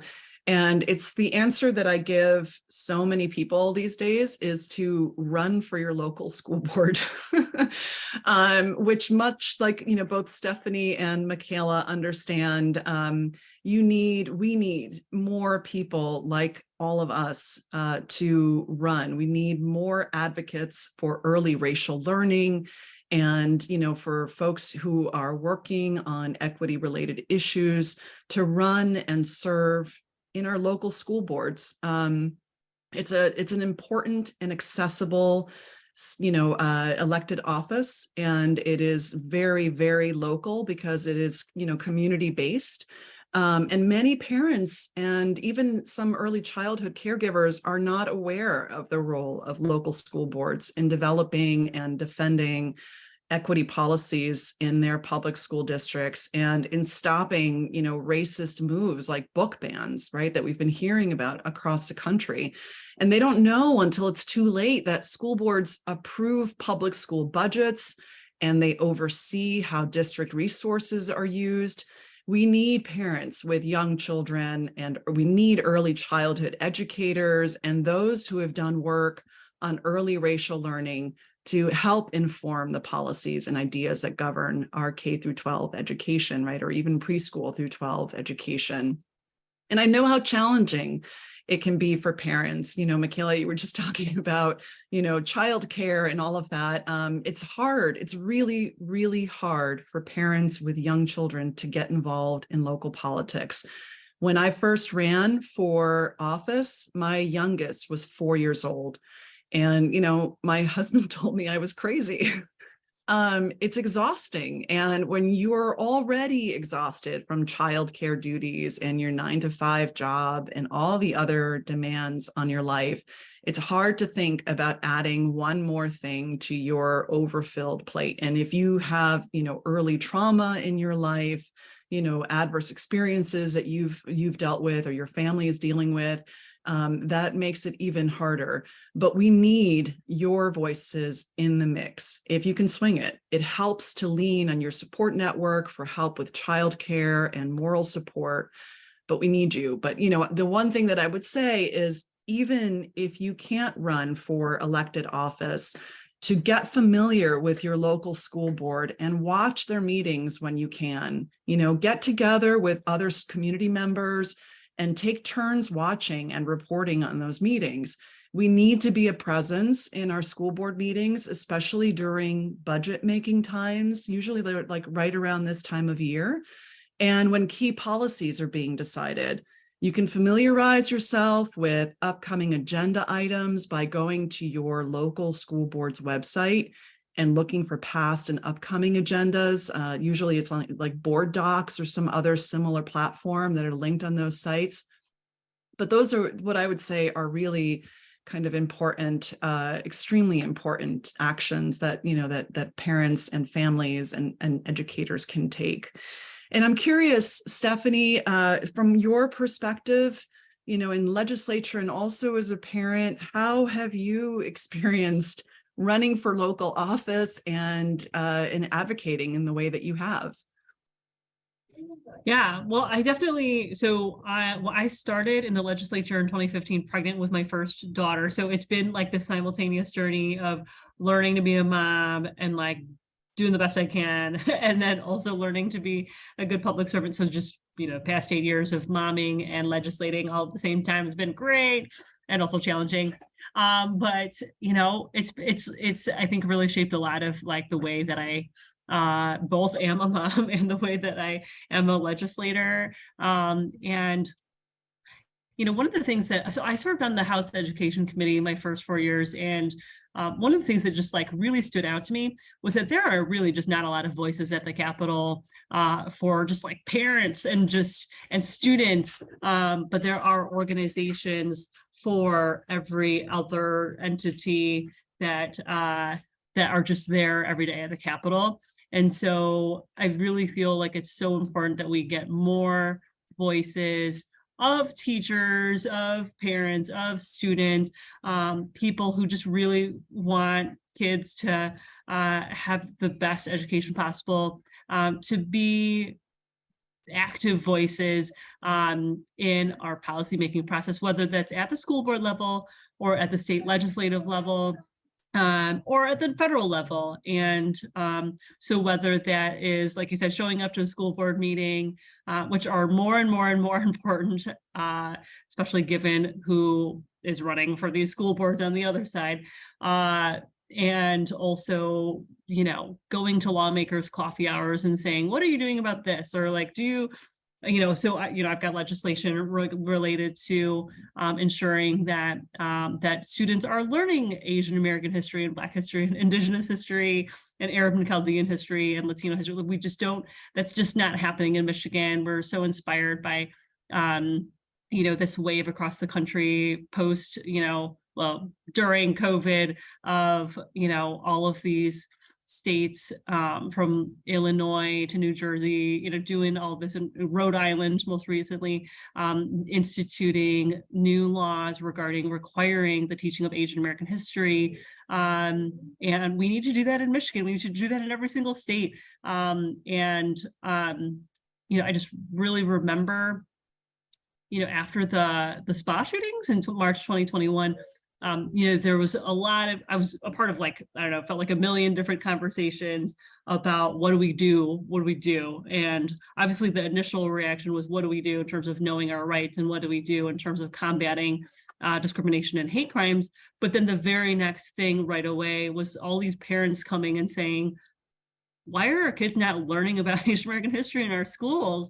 And this is a really important conversation. And maybe if our kids learned this stuff, we wouldn't end up with the type of hate that we see. And so it was really inspiring. And so I actually, this question about what people can do to be advocates, if there's local level or in the community, we're starting to see more and more of that, of these, I'm Asian American, so the Asian American parents in particular, I'm seeing in the past year and a half of getting more involved and finding out, first of all, who's even on the school board or who is the superintendent, what are the ways to get involved locally, and then contacting me and their own state legislator to say, let's pass these bills. And, I think for a lot of these folks, they've never done that before. And so it's really exciting, and it's actually very inspiring that we're seeing more and more people getting engaged. And I also think that this is a necessity when we know that folks on the other side are extremely organized and are able to mobilize people in the hundreds or in the, to go to these meetings and advocate for banning books or not teaching certain things in our schools. It's even more important that our voices of reason and of inclusion and embracing race are there. So there's so many levels of getting involved. Find what is comfortable for you, and then do the next thing too that might be slightly uncomfortable. I'd like to. Stephanie, sorry. I just want to say really fast. No, I just want to say really fast. I love that. The idea of pushing into our growth zone, or that zone of proximal development, which is what we talk about in early childhood. Do what's comfortable and then take it a step further into that point where you're uncomfortable, because that's oftentimes where that action and advocacy happens. Michaela. I was just going to say, I appreciate both Anastasia and Stephanie talking about school boards, because that has become an essential thing here in Nebraska, as it has everywhere else. And one of the things that people can do locally is write to your local paper. Most papers have a public pulse, and they will publish public letters. And I personally didn't feel that our media was covering some of the really divisive issues and some of the negative attacks that were happening because it's become so normalized to them, but it's not normal, and it's okay to push back on those things. And if you're a parent and you're seeing a school board person, somebody who's running for school board or somebody who's on the school board and running for reelection, being attacked for things that you know to not be true, defend that in the public arena, right? And I mean, Facebook, social media are also great tools, but put it in the paper. And that's, I think, an underutilized resource is just making the media accountable to make sure that we're paying attention to what's happening. And that's true of any issue, not just a school board election. If you see something, say something, and you can use your voice. Thank you, Michaela. I know specifically in Omaha, in Papillion, which is a suburb of Omaha, there was a really divisive situation with a read aloud of a book. And in fact, EmbraceRace hosted a webinar around that. And so I don't know if one of my colleagues can drop a link to that webinar in the chat box, that would be great. So one of the things that I want to address as a parent, but also as a former classroom teacher, a really easy place for our families to start is by paying attention to what is coming home with your children. And when you see things that are racist in nature, activities such as for Thanksgiving, creating an Indigenous name, speak up. Speak up.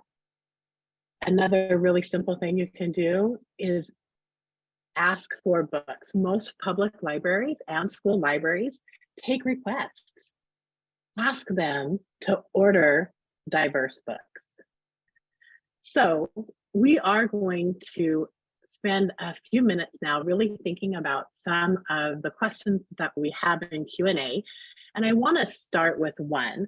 And this actually comes from Christina, one of our co-hosts.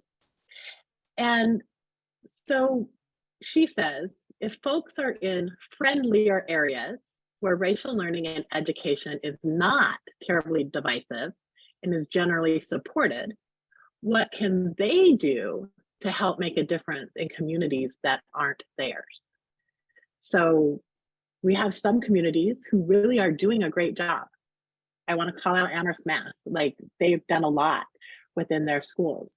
What can our caregivers, our educators who are in places like that do to help speak up for other communities? Stephanie, Michaela, Anastasia, anyone want to take that on first? I can Go ahead, Anastasia. that I think you mentioned Amherst, Massachusetts, which is an incredibly progressive community in Western Massachusetts. You know, for folks who don't know, we are in the 5 colleges area. That's what we call it. This is the Connecticut River Valley, where we have multiple universities, a lot of very highly educated, but also progressive folks who live here. And typically, many of the policies or ideas that we have put forth to increase equity and race-related social justice policies are embraced by our community. That's not to say that we can't always do better and that there aren't always folks who disagree or push back depending on, you know, the resources, perceived resources, or real resource challenges that we experience in our school districts. So I can share one example, a recent one, when I was serving on the school board, of, you know, folks who had begun advocating for the needs of our growing Spanish-speaking student population. You know, for context, we had an over 30% increase in Latinx students from 2007 to 2017, and an increase of over 35% in English learners in that time period. And while our schools are great and we have a lot of, strong programming, the achievement of current and former Spanish-speaking English learners were lower than average. And our ELs, or English learners, were falling behind, both in building their first language skills, but also in their English skills. And, research was pretty clear, has been pretty clear over the past 10 years or so, that there are both academic and social emotional benefits to cultivating a child's first language. So, the district and the school board began to consider the idea of starting a dual language program, and seeing that as an opportunity to reduce the achievement gap among English learners in particular. But an equity-based dual language program has to ensure that the children from Spanish first families are given priority so that they benefit from the attention and educational development in their home language. Dual language programs can easily become vehicles for white families to get access to yet another valuable resource for their children, and it doesn't necessarily help children of color in any way. So as we began considering this program and how we would start it, our school board worked with the district to ensure that our dual language program would prioritize enrollment by children from Spanish-speaking families, and that the program would begin in kindergarten to enroll the youngest children in that school. We worked with local preschools to share news of the program and to get their input. And we met with both Latinx and non-Latinx families across the district to share the benefits of this program and get their input. And, the end result is not perfect. We're still working on this program, but it's a good example of how school boards and districts can work together with communities and families to strengthen early racial learning and equity-based programming in their schools. And that's ultimately, I think, what we're aiming for, is to use our voices and our advocacy and our allyship to ensure that all communities that are, in our immediate community and district are benefiting from the same resources. And even in progressive communities like ours, it requires intent and focus and partnership with all of our different entities and individuals and groups that are in that community to make sure that we have a successful program. Thanks, Anastasia. Senator Chang, thinking about Michigan, are there any examples or even just your personal thoughts on what communities can do who maybe have more resources or more access? Yeah, so it's a good question. And as I was reading the question, it also looks like the question was about, communities where there is more acceptance of understanding, why racial learning is important, which may not always be communities with resources. So yeah, so I think on both ends, it's a really good question.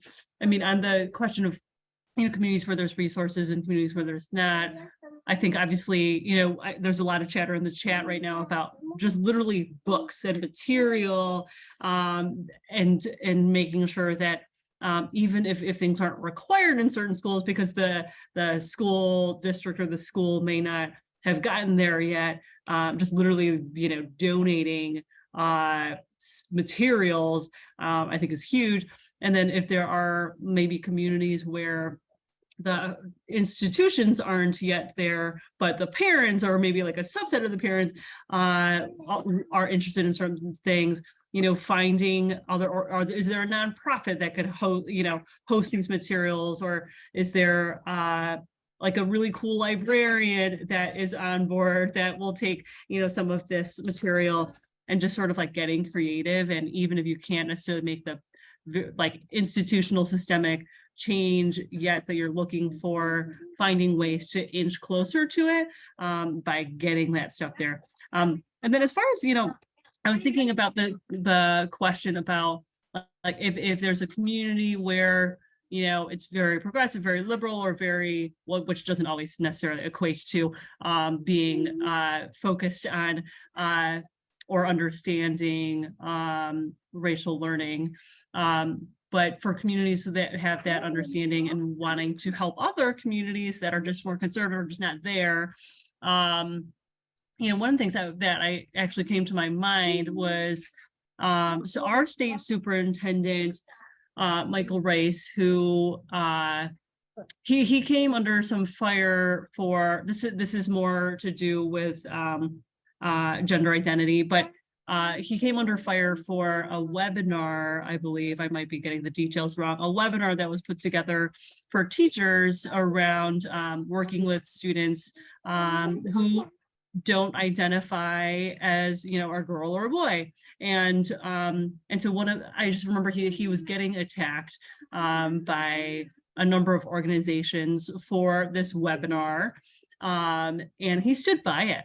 And it was really powerful, I think, actually, to see our state superintendent standing by his staff who put together this webinar that was about, and basically saying to teachers, this is how you can respond to the needs of your students, and not necessarily, and understanding that some trans kids may not be out to their parents, and so don't go to the parents first, is basically what the advice was. And so he came under a ton of fire. And it's just the example came to my mind because obviously he's a state superintendent.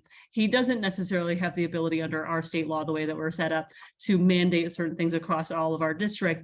However, he's an important voice. And so there might, seeing him, I can imagine, probably inspired a number of educators or a number of principals across our whole state who may not necessarily be in a district that is friendly to these ideas, but maybe that extra boost might have given them the inspiration to be able to just keep going to do that. And so I think sometimes, even if you're not in that same district, or if you're not, you feel like, saying something publicly might not make a difference, it probably will, because people are paying attention.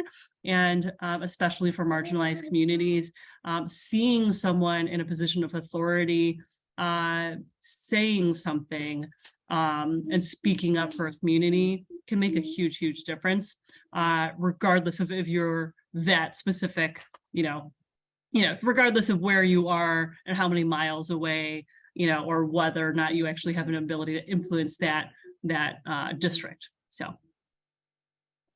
Thank you so much for that, Stephanie. And somebody said in the chat, great definition and example of allyship. And I would 100% agree with that. It also leads right into another question that we have. And this one is directed specifically at Michaela. And it says, what experience or experiences have you had that made you think the way you do to help others that may look differently from you? Those are your parents, your teachers, your neighbors, your friends. And the reason they're asking is because we need more folks that look like you, especially from, I would say, largely conservative communities, such as Nebraska.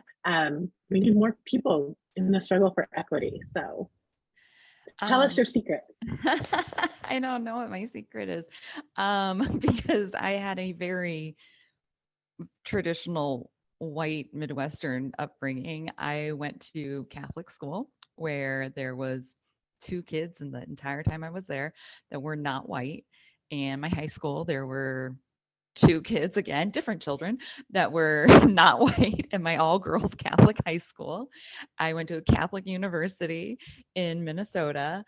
So yeah, nothing about that makes my first professor of color. I was asked this at a Buffett Early Childhood staff training.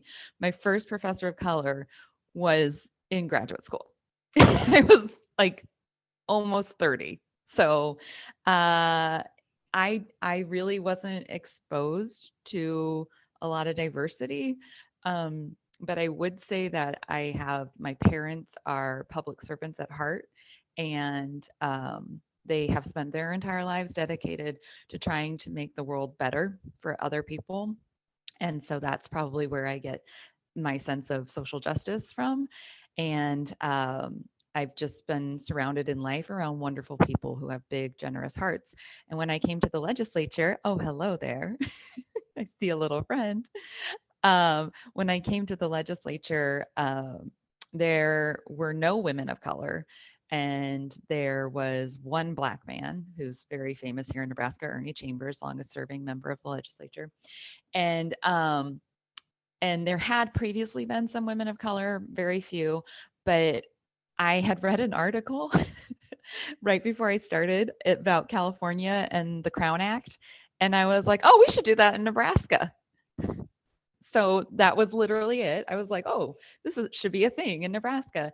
And that set me on a journey to learn more about the Black community here in Omaha, about the challenges that are facing specifically Black women, and the fact that there wasn't anybody really advocating for women's issues in the color community. I just kind of dove in, and I started pursuing how do we improve health outcomes for Black mothers, because they have the worst health outcomes. And if we improve their health outcomes, we'll hopefully improve everyone's. And have had the great honor and privilege of working with some great women of color in this city on making sure that we're addressing those issues. And I just try to be a vehicle, because, I'm a white lady with a lot of white experience. And I think it's important when you're in a position of power to use your power to benefit people who aren't in those positions. And so that's what I try to do. And I try to be intentional about that. I'm only here I was just reelected, so we have term limits. I have 4 more years, only have 8 years to do this job. And I want to make sure that I do the most good for the most people as much as I can. Thank you, Michaela.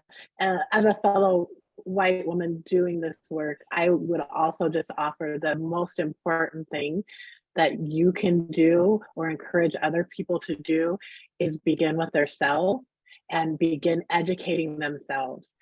EmbraceRace is a great place to start. We have lots of resources. We have our early childhood community. You'll get that link again to sign up to join us. But learn about the other communities in your area. Learn about some of the things that Dennis and Tricia talked to us about today. The history of genocide, the history of racial inequity, gerrymandering and redlining, and all of these different things that maybe as a white person, I didn't realize. And get those stories directly from communities of color. Listen to their voices and take their lead on how to advocate for racial justice. Darcy, could I add one thought? Yes. In this journey, I've made a lot of mistakes, and you have to be willing to acknowledge that you're going to make mistakes. It's okay. You're learning. But you need to acknowledge when you do, and you need to work to rectify that. And I will say that at the start of this, I described South Omaha as Latino, and then Anastasia said Latinx. And I was like, I should have said Latinx because that's much more inclusive. So see, that was a mistake, constantly learning and educating myself. Thank you. All right, another question from our Q&A is, are there examples the panelists could share about how the community, so parents, neighborhood groups, community organizations, support individual teachers in doing this day-to-day work before there's an attack? Now, Andrew talked a little bit about this earlier. Oftentimes right now, teachers are self-silencing because they maybe don't feel supported. So what can we do as community members to support teachers in this? Anyone want to share? I would like to share an example, something that just happened in Omaha this week. And it was my colleague, Megan Hunt, who is the first bisexual LGBT, really the first LGBTQ member of our legislature. And so she's been very active in a lot of these issues. And one of our school districts, a principal at one of the high schools directed all LGBTQ flags or stickers that were signs of support. Teachers would have like safe space stickers to be taken down. And somebody reached out to Megan and she made it very public. And the teachers that had those signs had to take down the sign saying safe space. And so those teachers weren't named publicly, but now they know that there are people that appreciate what they're doing and will stand by them. I don't know how we do it more proactively, but I thought that that was a really good example of how it is important when these things happen to stand by our teachers.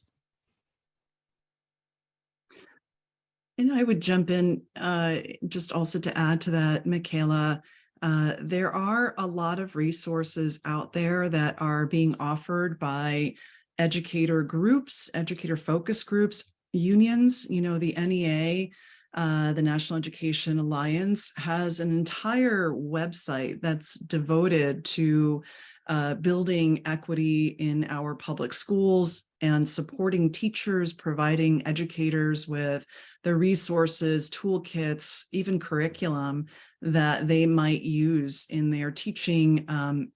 And, you know, I'm not encouraging parents and families to start sending curriculum advice to teachers, but instead to help provide the supportive environment for educators to, you know, understand that these resources exist, to talk with them, like, you know, ask them questions. What are your ideas around all of this? How can we support you to make sure that, you know, if you want to do this work in your classroom, that you can do this?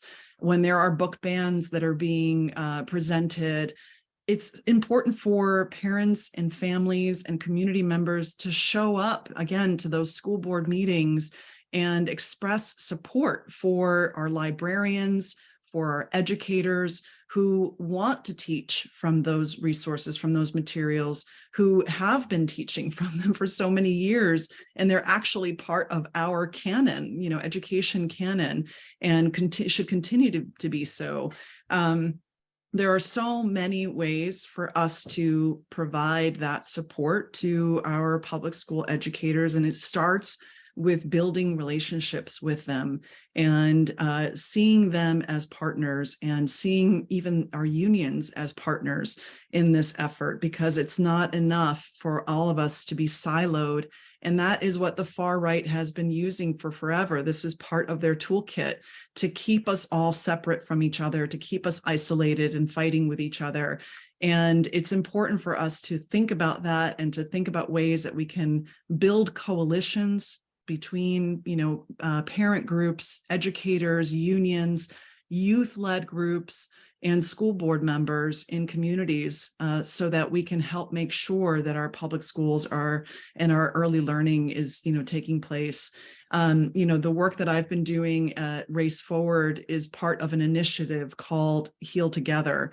And I saw that there were some resources that were put in the chat just recently, with the Heal Together pledge and a few other things, but we are working with locally led parents groups and educators and unions in communities around the country. We're working in about 14 states right now, in places like North Carolina and in Michigan, Georgia, New York, New Hampshire, and a few others. And we're expanding those networks. The initiative is only about a year old, but it is an opportunity for a conversation about coalition building and working together, because that is really where we're seeing a need right now, is to break out of those silos and find ways to connect back to each other, so that we're not just providing support to our educators one-on-one, but we're doing it in community and we're doing it with each other. Thanks. So Stephanie, one of the questions that is in the chat box that I would love to get your perspective on is that I'm a public school educator. What can I do to get this started, especially when I don't know that I'll be supported and the fear of retaliation. Do you have any suggestions or ideas of ways that educators can begin to step up in this really important work of advocating for early racial learning? That's awesome. So, so this example is from a high school level, not preschool, but I'll just share it anyway because hopefully it'll be somewhat relevant. So one of my former teachers actually last year, I think, created an Asian American history sort of elective summer class. He had basically, he had all this content, he sort of designed it, and he knew it was going to be pretty tough to sort of like get it institutionalized it as a requirement, but he knew that there were students that were interested, so he put it together and advocated for it, and there were a lot of students who advocated for it, and now it's a thing. And so now I think that they're going to be doing it for a second time. And so it's pretty amazing because I don't think that's ever happened before in Michigan. So it's just an example of, there's this teacher who had all these resources, who knew there was support, and then just figured out a way to make it happen. At the preschool level, it's a really good question. I kind of feel like, I wonder about maybe talking to some of your fellow teachers and asking them for their thoughts and sort of just doing some organizing there. And then also maybe talking to some of the parents of the kids and saying, what are they looking for? Would they be interested in some of these things? And I don't know. I just sort of, I don't know the context of the person who asked the question, but just sort of starting that conversation. And especially if you, through working with the children, have noticed an interest in certain topics, that actually going to their parents and saying, oh, I noticed that your child is really interested in X. Would love to explore that more, and sort of building through one-on-one conversations, which is, this is what organizing is, and seeing one by one if there are more and more people who can then, start to build in more as you can into your classroom, and then, see where it goes. And if you continue to build, the possibilities are endless. Maybe you can end up actually convincing the leader of your preschool that this is something that should be done in every classroom. But if you start small and if you start with those one-on-one conversations, just see where it goes. Thank you for that. The other thing, again, as a former educator, a classroom teacher, that I would encourage all educators to do is a self-audit of what you are teaching in your classroom and what resources you are using. Because oftentimes, yes, you may have a curriculum, you may have standards, you all have standards that you have to teach to, but you have more leeway often in the resources and the voices that you choose to highlight while teaching those standards. So that's a great place to start. So we have just about 8 minutes left. And so we had a great question in the chat box, and I want to maybe to have each of our panelists just speak to it. And I am going to change it a little bit. And it says, what can a white parent do to help their own children of color? But what I would like each of you to speak to is, what can parents do to help strengthen racial learning? And that we know it starts in the home, right? So whether you're a white parent, whether you're a parent of color, what's one or two tips or strategies that you could share with our participants? And Anastasia, if you want to start. Yeah, thank you, Darcy. That's a huge question. Again, I think with parents who are so busy and have so much going on in their day-to-day, it is important to, as we were talking about earlier, to start where they feel they can. whether it's watching their local school board meetings, having those conversations with their educators of their children's educators, their principals, superintendents, to learn what is happening in their schools, to learn how they can be allies in the fight for, greater equity in our schools, in our public education system more broadly. Those are places where parents and, families and other caregivers can get involved in actionable, meaningful ways. I think also attending, summits like this one, participating in the myriad resources that are out there at this point to connect parents and families to each other, to provide capacity building in so many different subject areas. Those are all incredibly important. And the last thing I would say is also just to give ourselves a break, right? This is really, really hard work, and it's work that is exhausting. And it's important for us to be able to, sort of live another day, right? To be able to do this work and continue this work. And I mean, just watching Stephanie during this conversation, bringing her little one up on her lap, and juggling all of this. And, I want us in a better world, we're making space for all of that. And we're making space for our elected officials to be able to breastfeed in public and to have our children with us and to acknowledge that we are human beings and that we have other needs and that we, have to balance all of that. But it's also just to give ourselves some grace and a break, and understanding that, we can't be everything all the time, but the steps that we are taking, the attending summits like this, whatever it is that we feel we can act on and do, that is valuable and important to improving this world that we live in.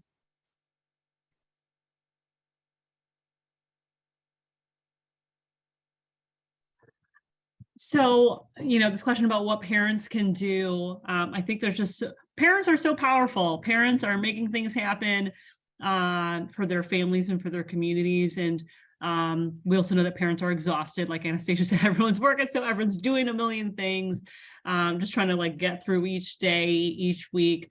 And so we recognize that. And I think that the power of parents in organizing and in speaking up for the needs of our families and our children is so important right now. When we think, I fully believe that parents and this idea of sort of parental rights and this type of stuff has been co-opted and is being used in a really, really harmful way.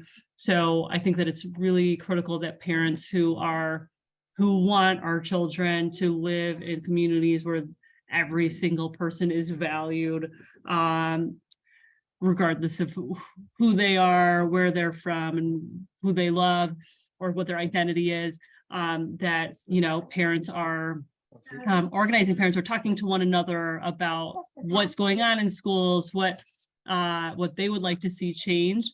In Michigan and Detroit in particular, there's an awesome group called 482 Forward, which started with parents, and it's really amazing because the idea of a citywide parents organization just didn't exist. And so now they exist. They're doing awesome stuff. They're advocating for change, and they're advocating for equitable funding and for many other things. And so it's really, really exciting. So I truly believe in the power of parents. And I do think it starts with those one-on-one conversations, like I mentioned, of parents talking to other parents, parents talking to teachers, and also asking your student, obviously, what's happening at school. And children have such amazing ideas too about what it is that they want to see in their own classrooms. And as they get older, I mean, I just thinking about, I've seen some incredible high school students organizing and advocating for changes at their schools in an amazing, powerful way in the past few years in particular. And so I really believe in the power of young people as well. Thank you, Stephanie. And Michaela, I hope you can maybe jot some of your thoughts in the chat box. I apologize, but I cannot believe we are out of time, y'all. What an amazing conversation this has been. And if you want to continue engaging in these types of conversations, we encourage you to take a look at the 3 calls to action that we have for you. First of all, join our early childhood community. And if Chris, if you can just put the slide up, that would be fabulous. Thank you. So join the EmbraceRace early childhood community by filling out that little survey. Sign the Heal Together pledge. They have amazing resources and information for you on how to advocate in your local communities and schools. And then finally, get involved locally. Many ideas were shared during our conversation today, and I hope each one of you will choose one idea that you can do. Push yourself a little bit out of your comfort zone to begin or continue or grow in your advocacy. So again, thank you, Anastasia. Thank you, Stephanie. Thank you, Michaela, for your wisdom, for your stories, and for being here today. I am going to go ahead and turn it back over to our co-hosts, Christina and Andrea. Thank you, thank you, thank you, Stephanie and Anastasia, Michaela, and Darcy for this really rich conversation. The time flew by for me personally. And a few pieces that really stood out for me are, one, going back to the beginning and being that squeaky wheel, being persistent in that, making your voice heard to whoever will listen to it. And then that really crucial importance of community and coalition building, especially building multiracial coalitions, and then asking each other, asking teachers, how can we support them? Asking each other, how can we be supportive, and really communicating across our different roles of parents and educators and policymakers. So at this point, we've reached the conclusion of our guest speakers for today. We want to take one more opportunity to give a huge, huge thank you to all of our fabulous speakers. That's Dennis Chin, Trisha Mokino, Nicole Russell, Nadia Haboneta, Senator Stephanie Chang, Senator Michaela Kavanaugh, and Anastasia Ordonez. And to thank our event co-sponsors once again, who helped us spread the word today about this gathering. And we truly, truly hope that you all have learned and been inspired by what has been shared here today. Yeah, thank you so much to our co-sponsors and also all of our guest speakers. I have so much to think about and reflect on. Just to reiterate what Darcy said, if you hadn't had an opportunity yet to respond and make some commitments in regards to action and next steps, we encourage you to look at the chat box. Also, EmbraceRace is a nonprofit, and we rely on donations from foundations, but also from individuals like you. So we know that the end of the year is a time when many folks think about contributing to causes that are important to them. So if you're in a position to give anything and find today's content meaningful, we ask that you consider donating, and you can look in the chat box for a link there. Well, at this point in the day, maybe you're thinking, gosh, I wish I could talk with someone or share some thoughts, ask some questions, brainstorm. How do I actually get involved at a local level in response to all of the amazing things I heard? Well, here's your opportunity.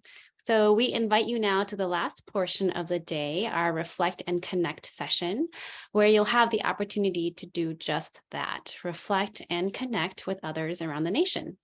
So we'll be sharing our thoughts and questions in small breakout groups, and we'll also be taking the time to set intentions for the future and think about how we're going to carry what we've heard today into the work we do as parents, caregivers, educators, and organizers. So for those of you who would like to join us for that next Reflect and Connect session, please click the link in the chat box to head over to a separate Zoom room where we'll be doing that, and we'll see you there. And for everyone else who won't join us there, thank you so much, truly, for being here today with us and for the work that you do every day as parents, caregivers, educators, and others who play meaningful roles in the lives of children. And we hope that you will join us and continue to work alongside us in raising a generation of children who are thoughtful, informed, and brave about race. So have a great rest of your day, and we will see some of you in the Reflect and Connect. Thanks all. See you over there.